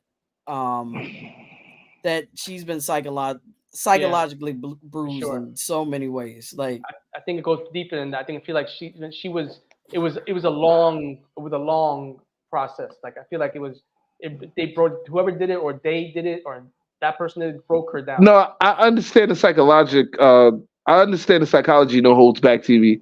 I explained to Steph. I understand the psychology of it. I understand the psychology of war part of it. It's just that I'm from a different era where not much of that had to be done. You feel me? Like, but here's the thing, lyrics. Here's the thing. Kendrick is kind of old school. He's old school in his morals and hear me out. Hear me out. I'm listening. I just did this. No, because Kendrick is more Sun Tzu. I think Kendrick's more Sun Tzu than a barbarian, and that's where he differs. And this is the thing: when we talk about Euphoria and we talk about 616 in LA, he is warning Drake. He's warning Drake and telling him, "Please don't go there. I have information on you that I do not want to share with the world. I'm telling you, fall back. Just fall back. I want to keep it PC. I would love to do rhyme like beefs with just bars. Let's just do bars. Let's not talk about each other's Yes, family. I'm 43. I know. So what? Let's not. But look, Kendrick. That's why you think it's you're 43 too. But look, you think it's soft, but he's warning Drake. I have information on you, and I'm giving it to you in doses because I want you to fall back. If you keep doing this, I'm gonna take it there. And he took it there with Meet the Grams. He took it there. No, Meet the Grams. Meet the fucking Grams. Boy, that nigga didn't take it there. That shit was fighting words. Like, let's just say if Drake and Kendrick Lamar wasn't Drake and Kendrick Lamar, the rap stars, but they were like niggas in the street. Like, yo, the way he said that shit, like, yo, don't think this nigga would have got on Google and tried to find what Kendrick was and stepped to this nigga like, yo, that, like, you disrespect, like, fuck all the rap shit. Let's put that to the side for a second. All right. So I'm gonna be real serious with this. As men, you know what I'm saying? Niggas got killed for less as men. You know what I'm saying? I understand this is battle rap and all that, but nigga, you go after a nigga's kid. Like I said, there was a battle rap with Goods. Y'all can look it up. And Goods damn near knocked the shit out of, punched that nigga in the motherfucking mouth, damn near, because he talked about his daughter. Like, yo, there's just certain things, like, you understand, like, niggas, a lot of battle rappers, before they were battle rappers, some of these cats were street niggas. Street niggas don't play with, they don't play like that. You just don't. That's why they have contracts in battle rap where now you can talk with whoever you want to, but at least it's on paper. You know the stakes. You know what you're dealing with. You know what I'm saying? When it started, niggas, I'm telling you, man, like, yo, it's certain lines you just couldn't cross. Now you cross them. You know what I'm saying? Like back in the day, they would think about it. You know what I'm saying? You might have a stupid nigga that might do this here and there, talk about your family or whatever. Whoop-de-whoop. You see him. You know how many unknown ass beatings and damn near shootouts happen because of that shit? Because two battle rap niggas in the street talk about their families and shit. Niggas get super sensitive when it comes to their families. That's just the God honest truth about it. But that's like anything. And I'm looking at it. I might be looking at it from a street nigga's perspective, but understand and respect that there is another perspective than what you guys are talking about. I respect it. I'm talking. However, I'm talking about the exact thing that you're talking about, and this is one. You're not listening to me. Kendrick warned him. He said if you keep going, it's going to get to some street. I'm listening to you. No, you're not. Video ads. Yes, I am. I'm telling you what the first two tracks were doing. Okay, Steffi, I'm listening. He's telling Drake to fall back. That is, if you keep talking about my family, it's going to get into some street business. He said it in Euphoria. He said that's a fact. He said, anytime if you talk about my family again, you're gonna bleed. Someone in your family's gonna bleed. That's what he told. That's what he told him. Okay. And I believe him. Wait, there are no rules of engagement in war. Yep. This war, they go for the jugular. Yep. That's what I'm saying. I do love it. You know what I'm saying? I love it. I'm just letting y'all know that there's another side to this, that because there are people that are listening to this Drake versus Kendrick Lamar shit that think what they're doing is cool. There's motherfuckers that there's motherfuckers that done this before them that niggas ended up in a hospital or worse because of the simple fact that let me just say this real quick, because this is just for people who are watching this that don't understand. You know what I'm saying? Because there's some people that don't understand thinking this shit's cool. You know what I'm saying? Niggas got their head, damn near had their head blown off or they fucking teeth knocked down their throat because they wanted to sit there and think shit like that was cool. You know what I'm saying? These niggas are commercial niggas. They can get away with it in a sense of things.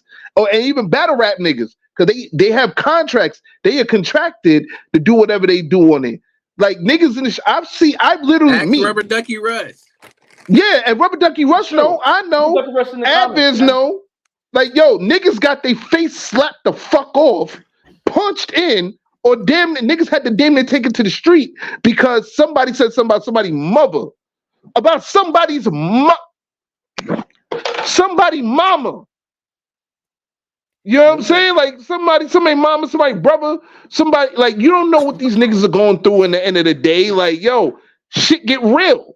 You know what I'm saying? Like, and I'm just giving you guys the other side of it. You know what I'm saying? Like, this is all entertainment.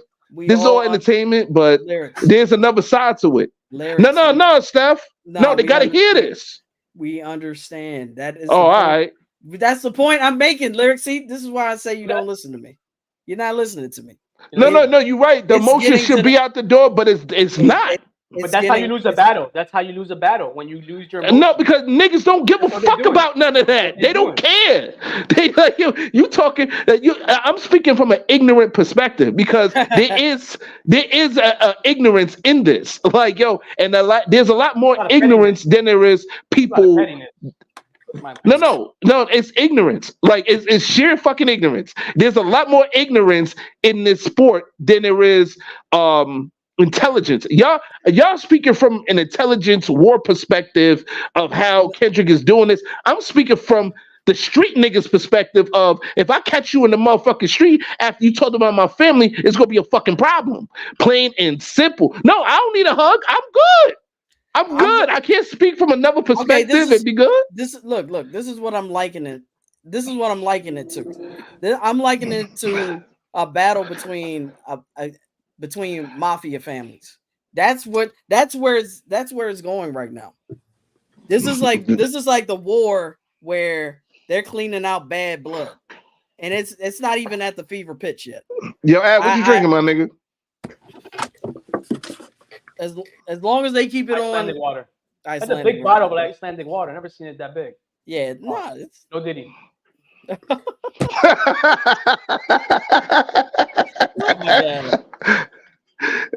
my god. I love this shit. Yo, word to mother. I love this shit, bro.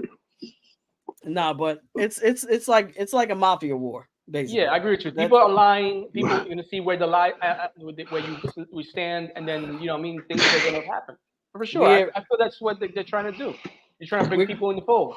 Yeah, we're cleaning up bad blood right now, and I think it's a good, in a lot of ways, it's good for hip hop, because we're seeing like real MCs come out and actually battle it out. Now the other side of it, I don't know. There might be some blood on the street. I hate to say already that. Blood on the street. What are you talking about?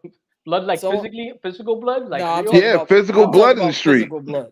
There's gonna be some blood on the street. And that's the part that I'm a little worried about. And if you read the feeds, if you go to Threads, if you go to X, if you go to IG, all those places, like, people are expressing that. They're like, this is getting a little go that way. This is a little scary. Keep it on the digital wax. Here's the problem. This is the reason why they can't That now I understand, Ramos, what you're saying. Keep it on wax, but the thing is, here's the what do you call it? Here's the other side of it. There's people in Kendrick's camp and in Drake's camp that that's their mans. They can't see their mans go. They can't see their mans go. They can't see Drake go down like this. You know what I'm saying? So somebody gonna say somebody to something, or a fan is gonna say something to somebody to something, and the blood might spill somewhere else away from them. Like, this is how big this shit it can get. Like I said, there are ignorant people. There are more ignorant people in hip hop than there are intelligent people in the sense of outside of the rappers. You know what I'm saying? Like, fans can be involved. People around those rappers can be involved. The responsibility of the rappers there's money watch that and make it not happen, or at least put the word out there. This is just to be between us on tape, whatever you want to call it. Digital tracks. There's money on the line. It needs to be spoken. There's money on. No, but Eric, it got personal with the kids. Like, it got personal with the families. It's been personal before with people and kids, but then what I'm saying, like. Yeah, but there was what I'm saying is there's shit outside of this that none of y'all know about. Like, I'm just saying, like, I'm sure there's a lot of stuff, bad blood and things that we've been saying, and different things that have been done to each other besides the sneak disses and and interactions. And that's why maybe Kendrick don't fuck with Drake like that. That he don't want to be around. Because at one point he was fucking with him, he was touring with him. Then slowly, shortly, he like around the time of King Kunta, like he didn't. I remember you telling me that. Oh, the BET freestyle. He was going at Drake. He went at Drake, and Drake said nothing. Nothing. Yeah. Remember Foxy Little Kim, the shooting with they peoples? Yep. Like, you know what I'm saying? Like, dog. Me being in New York City, I remember there was like fights between niggas camps. You know what I'm saying? Like, yo, fights between niggas camps. Like, I know Wu-Tang Clan. Y'all only know the 9 members in the front. Y'all don't know about the 300 plus in the back. Oh yeah. Even like Wu-Tang. No. Abyss. I'm telling you this living in New York. Like, Wu-Tang was more than just the 9 niggas in the front or Sons of Man or this, that, the third. Wu-Tang was a big gang once upon a time. I mean, yo, and this is not over exaggeration. Yo, look at Terror Squad. The dude that did all the dirty work, the short guy with the glasses. That dude, that was the enforcer. That dude was. Let me tell you something. He had a rep on the street. He had a rep. And he was BX, we in the building, man. He was about his business. Trinity Ave. Well, y'all niggas don't know about Trinity Ave. Anyway, I'm just saying, like, we need to lead back. Yeah, Wu rolls 500 deep. Like, yo, that's what I'm saying. Like, Wu-Tang Clan was a gang. Like, yo, I don't understand this shit, man. Like, yo, woo. No, yeah, Redman had a situation with MC Hammer. And he fell back real quick. He was like, "Yeah." Wait, hold on a second. The issue is between Parrish and Redman and Eric Sermon, because from my understanding, Eric and Redman have been cool ever since. Yeah. So Parrish, I know Parrish, and they broke up EPMD, and I'm sure there was a lot of shit, bad blood between them, but I wasn't aware that it was all between all 3 of them. That's what it sounds like in the comments. Well, no, they had a situation. It wasn't like all that, but they did have a situation. I mean, they broke up. Well, we all remember now today era. Wait, you said we all remember now today era who was fighting for Drake? Come on now, like, yeah, ain't no niggas fighting for Drake. Like, there is the OVA fanboys, OVO fanboys love him. Those young kids, like those Canadians or those type of OVO fan.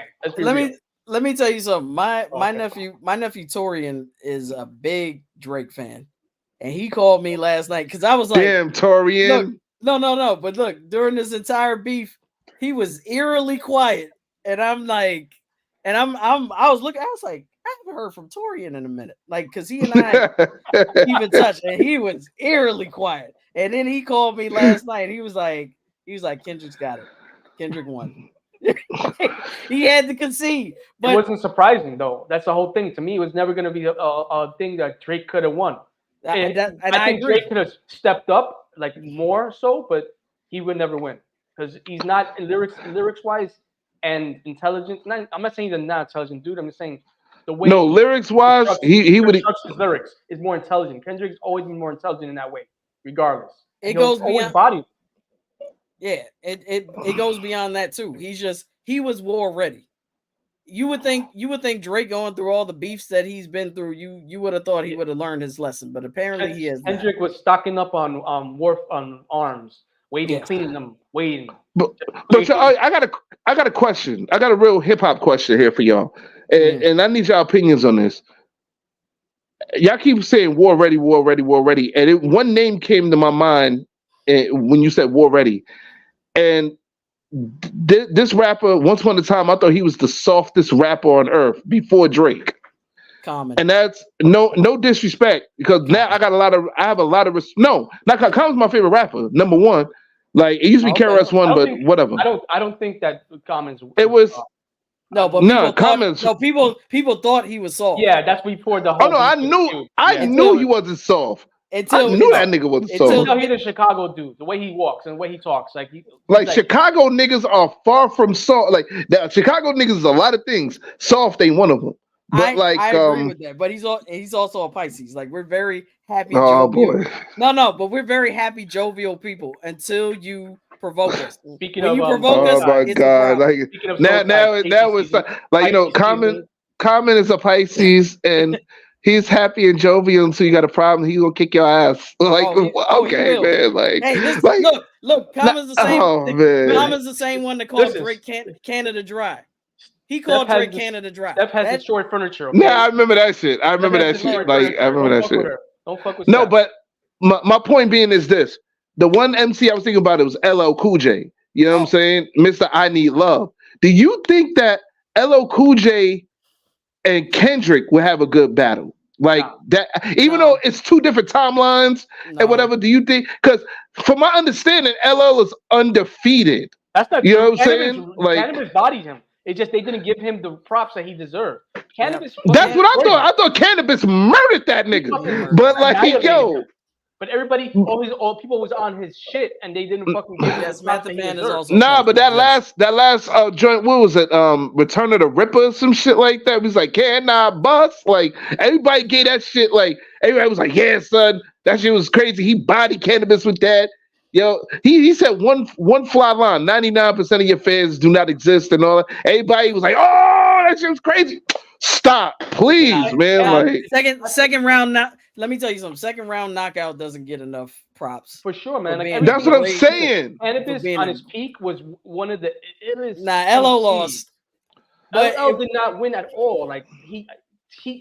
And first of all, speaking of petty, like LL is a precursor to Drake. Like he fucked with him because he had something about a microphone on a fucking track, and then he didn't let that shit go.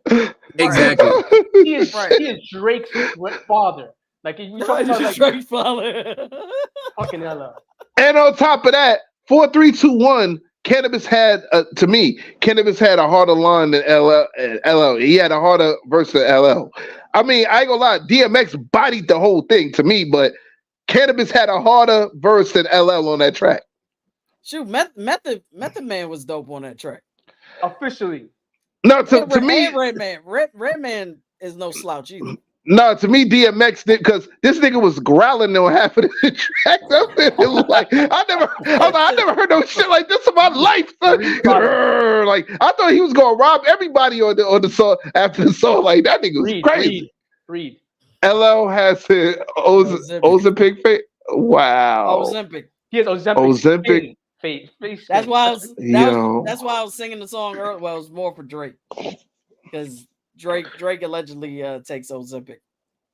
Oh my God! If he need to, he can get a fucking trainer. He has so much money. He can have the best food, the best trainers. Why do you need to take Ozempic? And Drake has fake abs. This is wild. That's been told it's wild, but I don't know. Like, why would you need to? No, that's been confirmed. He has fake abs. What about the nose? I heard the nose. He got a nose job. Yep. But can we compare old Drake to like current Drake? We have. Yes, we have. His nose is slimmer. Hey guys, we got to go ahead and get in the final thoughts, man, right now, man, because one of us got to bounce. You know what I'm saying? DMS was amazing. Yes. In the concert, RP. Hell yeah! What? Everyone talks about every time how you talk amazing his about concerts are. what was that? What was that Def Jam tour? The big Def Jam tour they had with Jay-Z, DMX, Red and Meth, Eve, all of them. Like it was like basically Beans, Rockefeller and Freeway. Rockefeller and what was that? Rough Riders. You know what I'm saying? Like Drag On. Yo, shout out to Drag On too. Like yo, and Def Squad. Yes, Def Squad. But DMX had the best fucking performance out of all of them. Like, yo, I was like, damn, the Hard Knock Life tour. Everyone said it because when he would start off, the lights would get real low, the music would start playing, and all of a sudden you hear. Yeah, I remember the movie. Like, come on, man. How do you start with that and then end your show with a prayer and have everyone in tears? Come on. And niggas is like, yo, son, I had to go on after this. I'm gonna top this shit. Like Meth was saying that. Meth Man was saying that when I saw a video that he was. No, Jay-Z said the shit too. He was like, I gotta go after this nigga. Like, right. Now Meth said the same thing. He was like, really, I gotta do 10 more shows with this dude. like really. But yeah, you might as well put Red and Meth on before the X, man. Like X was the one that need to close out the show.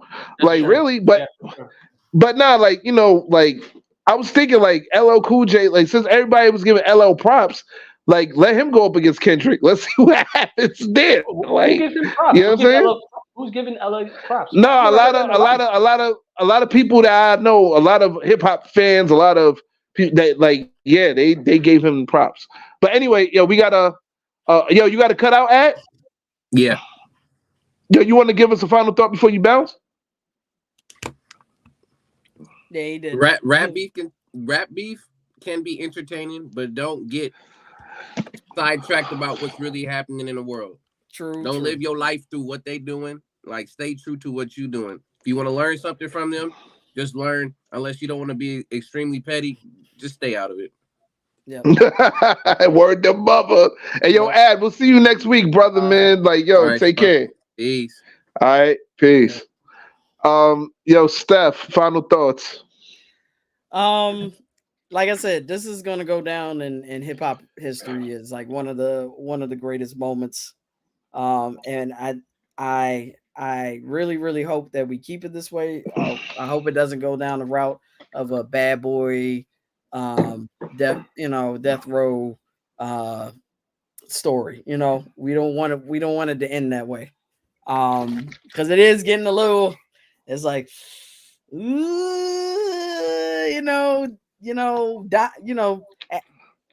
death and all that stuff is being thrown around in these tracks. Thank you, Ross. It's getting a little serious. It might, some stuff might go down. But let's hope we can keep things on record and keep it at a peaceful tone. But this is an era where we're cleaning out bad blood, and I'm happy to see MCs coming out again. I'm happy to see real bars coming out, because no matter what you think about Drake, some of the old Drake is coming out, and I am enjoying that. I'm glad he's getting back to like doing bars again. Now I would like him to have a little more substance in his rhymes. Like even the song where he was talking about being a suburban kid and compares living in the suburbs to living. Thank you, the holdbacks. Living in like the song where he's talking about living in the suburbs versus living in the hood and how they have similarities. I could relate with that. Facts, Tiff. I live in the suburbs of DMV. It's not all sweet out here. They've been drive-bys over here. I've lost friends over here. It's not all sweet here.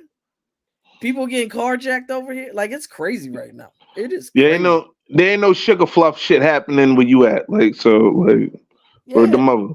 It's some crazy stuff happening. Like I have experience. I've almost gotten shot at close range. Like, oh damn. Who hasn't?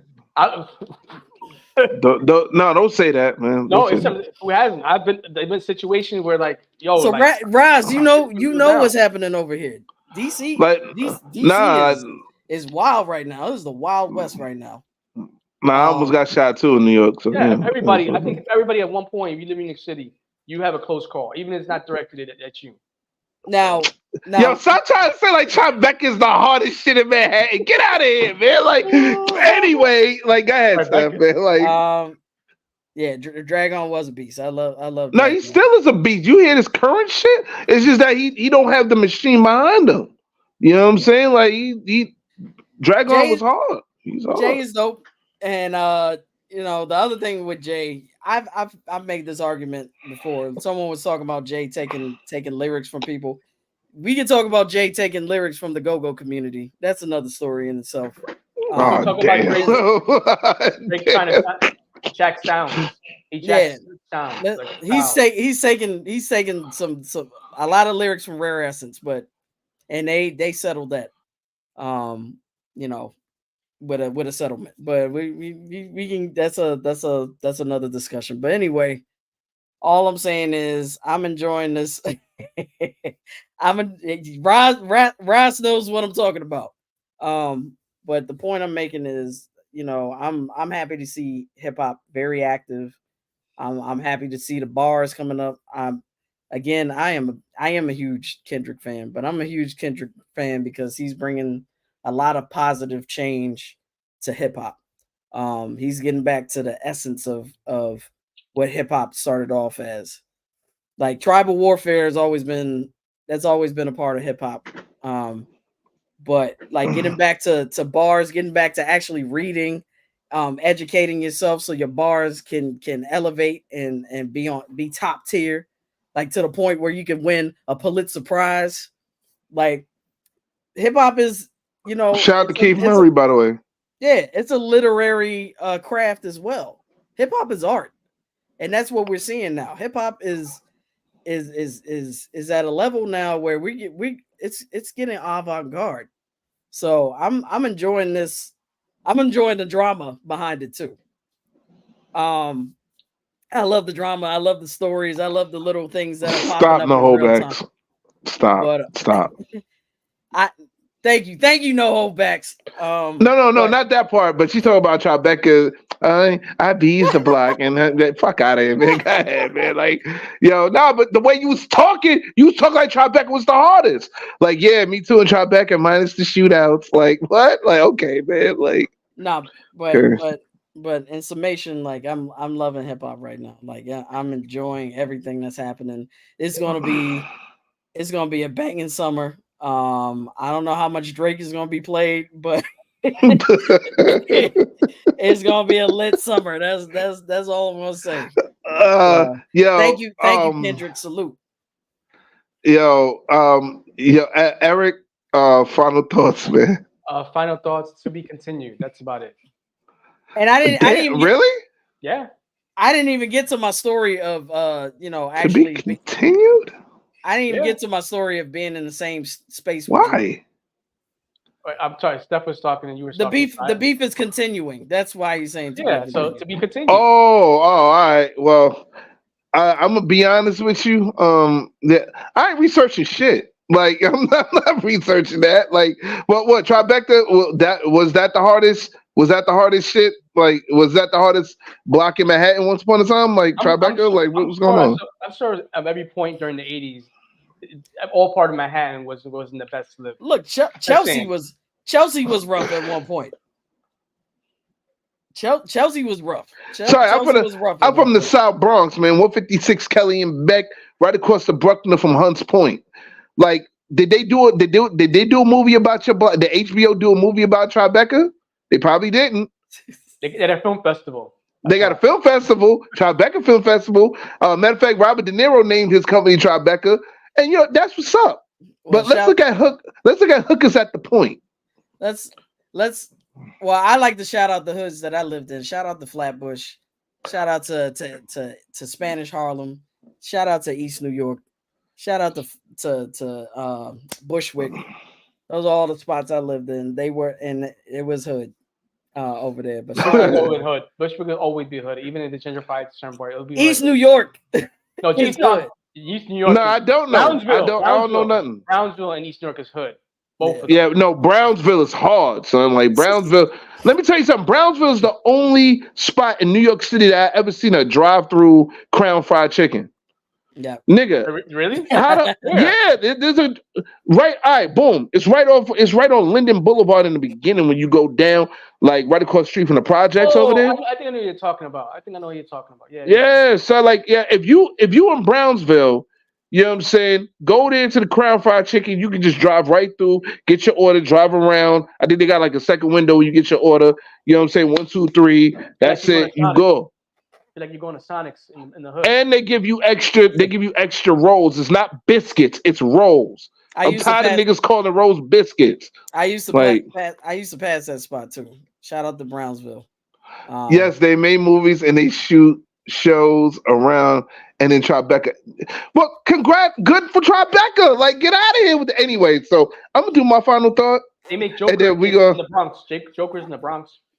Yeah, Joker was in the BX. BX be in the building, all that. So last beef with it probably was Virginia Slim and they both was good, so fuck it, I don't care. Listen, man, like I ain't gonna lie, this battle shit is healthy for the culture. You know what I'm saying? It really is. It's good to see MCs come through and really like be gladiators of the sport. I will give a shout out to the South, though. I want to give a shout out to the South, to like to the South Coast. You know what I'm saying? South Coast hip hop. I'm talking about like Outkast, the whole Dungeon family. J. Cole. Like, hold on. I'm talking about this is before J. Cole. UGK. I also want to give a big Field Mob. Yes, Field Mob. Even Ludacris. Even though Ludacris is originally from Chicago, he still represents Atlanta hip hop. You know what I'm saying? Like, and the reason he lived why most of his life in Atlanta. He moved to Atlanta when he was like 3 years old. So okay, I didn't know that. But that's the same. That's the inverse of Kanye. Kanye was born in Atlanta. Oh, he moved to Chi-Town when he was 6. Well, he's still considered Midwest to me. I'm talking about Kanye because I didn't even know that shit. But I'm just saying, like, and Snoop was born in Atlanta. No, he was. He was born in Long Beach. I don't even want to hear that shit. Like, he was born in Atlanta. There's Long Beach. No, he was born in California. Stop playing. Yeah, everybody was born in Atlanta. Like that's like saying everybody born in Brooklyn. Fuck out of here. He was born in Atlanta. No. Like, I'm not jacking that. Like, yes, when I heard Michael Jordan, when I heard Michael Jordan was born in Brooklyn, I was like, get the fuck out of here, man. Everybody was born in Brooklyn. Go ahead with that. Anyway, getting back to the South. No. First of all, Keenan, I'm not dissing the South. I'm giving props to the South. You know what I'm saying? Reason why I'm giving props. Shout out to Cunning Lingers. But the reason why I'm giving props to the South, I'm talking about hip hop back then in the South when they were on a come up. You know what I'm saying? David Banner. You know what I'm saying? Can't forget David Banner. You know what I'm saying? Mississippi. You know what I'm saying? Cash Money, No Limit. 3-6 Mafia, Cash UGK. Money, No Limit. Yeah, I just say UGK. MJG, MJG and 8-Ball. 8-Ball, yeah. I fuck with 8-Ball and MJG, yeah.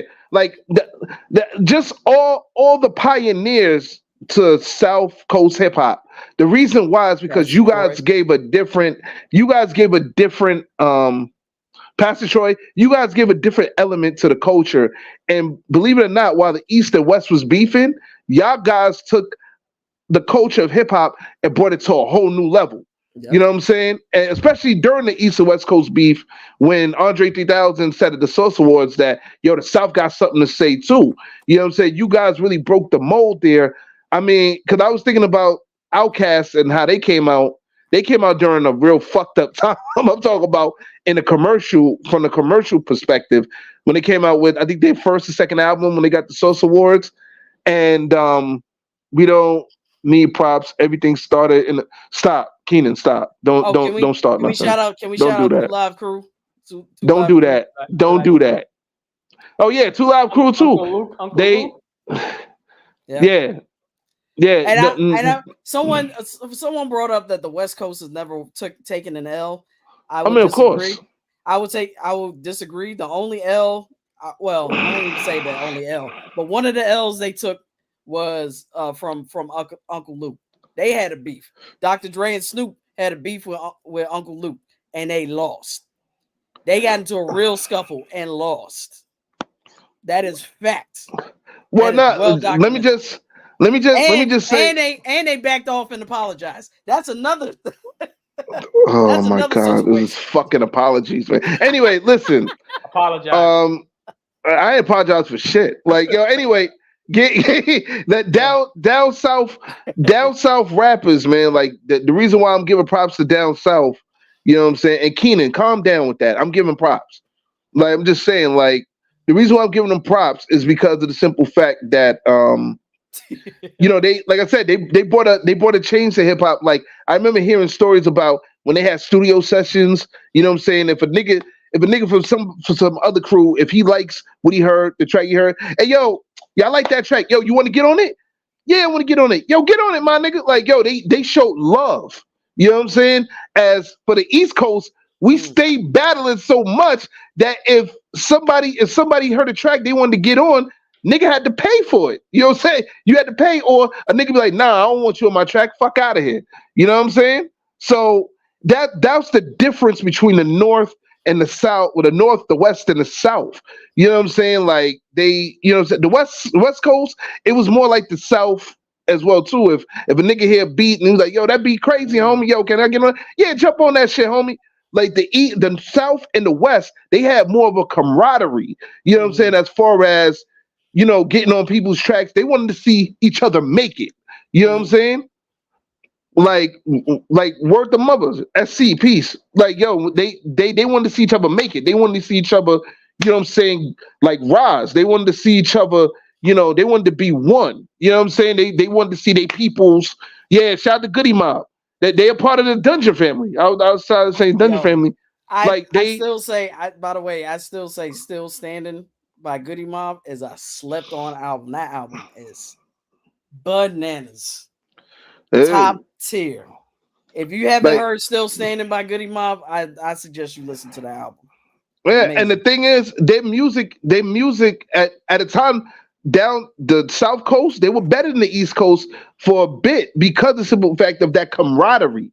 You know what I'm saying? They wasn't worried so much about battling each other as much as coming up together. You feel me? So I got to give props to the South Coast for showing the way of how to come together to make good music. You know what I'm saying? I always believed in that, even as an East Coast artist. You know what I'm saying? So, but the East Coast, we so much into tearing each other's heads off. You know what I'm saying? Oh, I got to be the best rapper. This, I got to be the best. Steph, you know it. Eric, you know it. Like we I gotta be the best. I gotta be the best. Oh, that's my man. He gonna be over here. That's my man. We were working off so much ego, over so much machismo. Even the female rappers from up north. You know what I'm saying? From like northeast, like North Coast hip hop. Like, not better than East Coast. Hold on, they contribute good music. Of course, East Coast contribute good music. That's debatable. What are you talking about? No, she was talking about the South. The South has some great albums. I said at a time. There was a time, believe it or not, music-wise, like there was a small time that the South had it.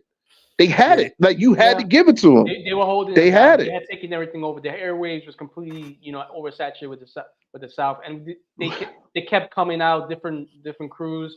Yeah, I'm like, listen. At that time, I wasn't really a big fan of some of the stuff that was coming out, but you can't deny that they had it shit on lockdown during like the late 90s. I'm gonna say the late 90s to early 2000s. They pretty much had the shit in the chokehold. Yeah, Cash Money for the 99 2000. What else can you say on that? You know what I'm saying? But the end is, because we got to really get out of here on this, man. Like, yo, listen, keep them pens sharpened. You know what I'm saying? But understand, read books. Read books. But then I'm I'm gonna take this from the other side of it though. You know what I'm saying? Watch your motherfucking mouth. Because guess what? You're not Drake, you're not Kendrick. You know what I'm saying? If you on a lower level with it, watch your mouth because that shit will come back to bite you in the ass. Trust what I'm telling you. Man, all y'all grandparents and great grandparents are from the South. Everything came from down here and spread around. Look, hip hop is still from the Bronx. Like everybody says this. Like last time I checked, Bronx, New York is not in the South. Yeah, it came from the South Bronx. I will. You know also, what I'm saying? Well, I will also say this to kind of rebut on that.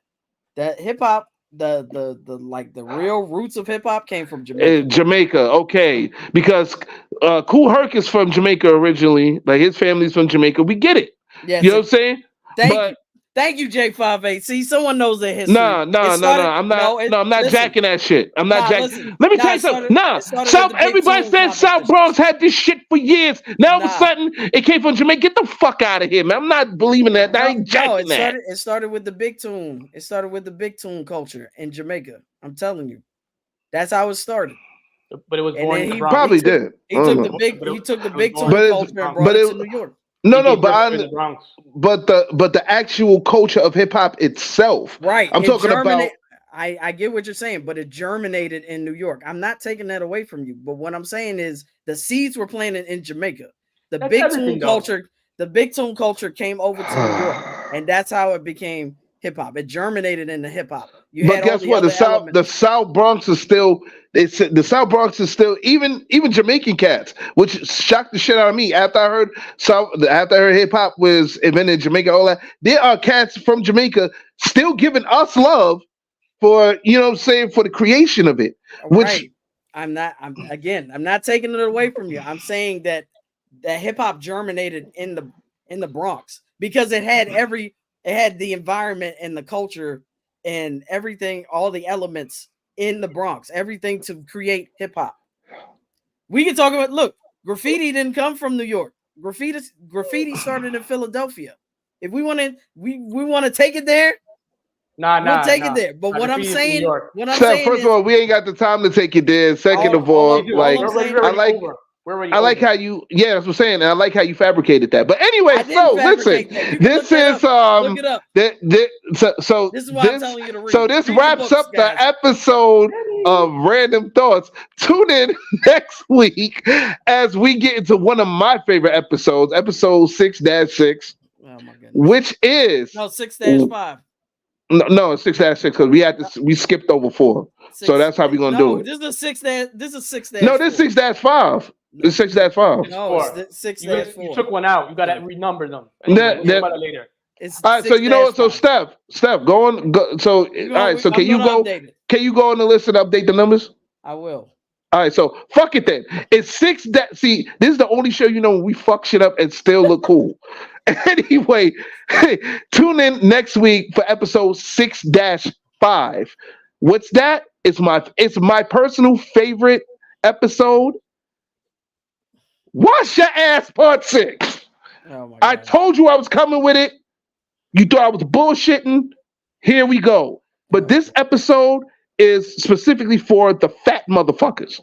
And then we'll add soul ties topic into the next topic. Yeah, you know what? And yeah, you know what? There might be a soap named Soul Tide. Soul Tide soap. I don't know, but we gonna do that. You know what I mean? Nigga, James Brown was rapping. No, you know what? You're right. James Brown was rapping before that. He was born in New York City. James Brown born in New York City. Keenan, we can talk about the Temptations rapping. There were people in the 40s rapping.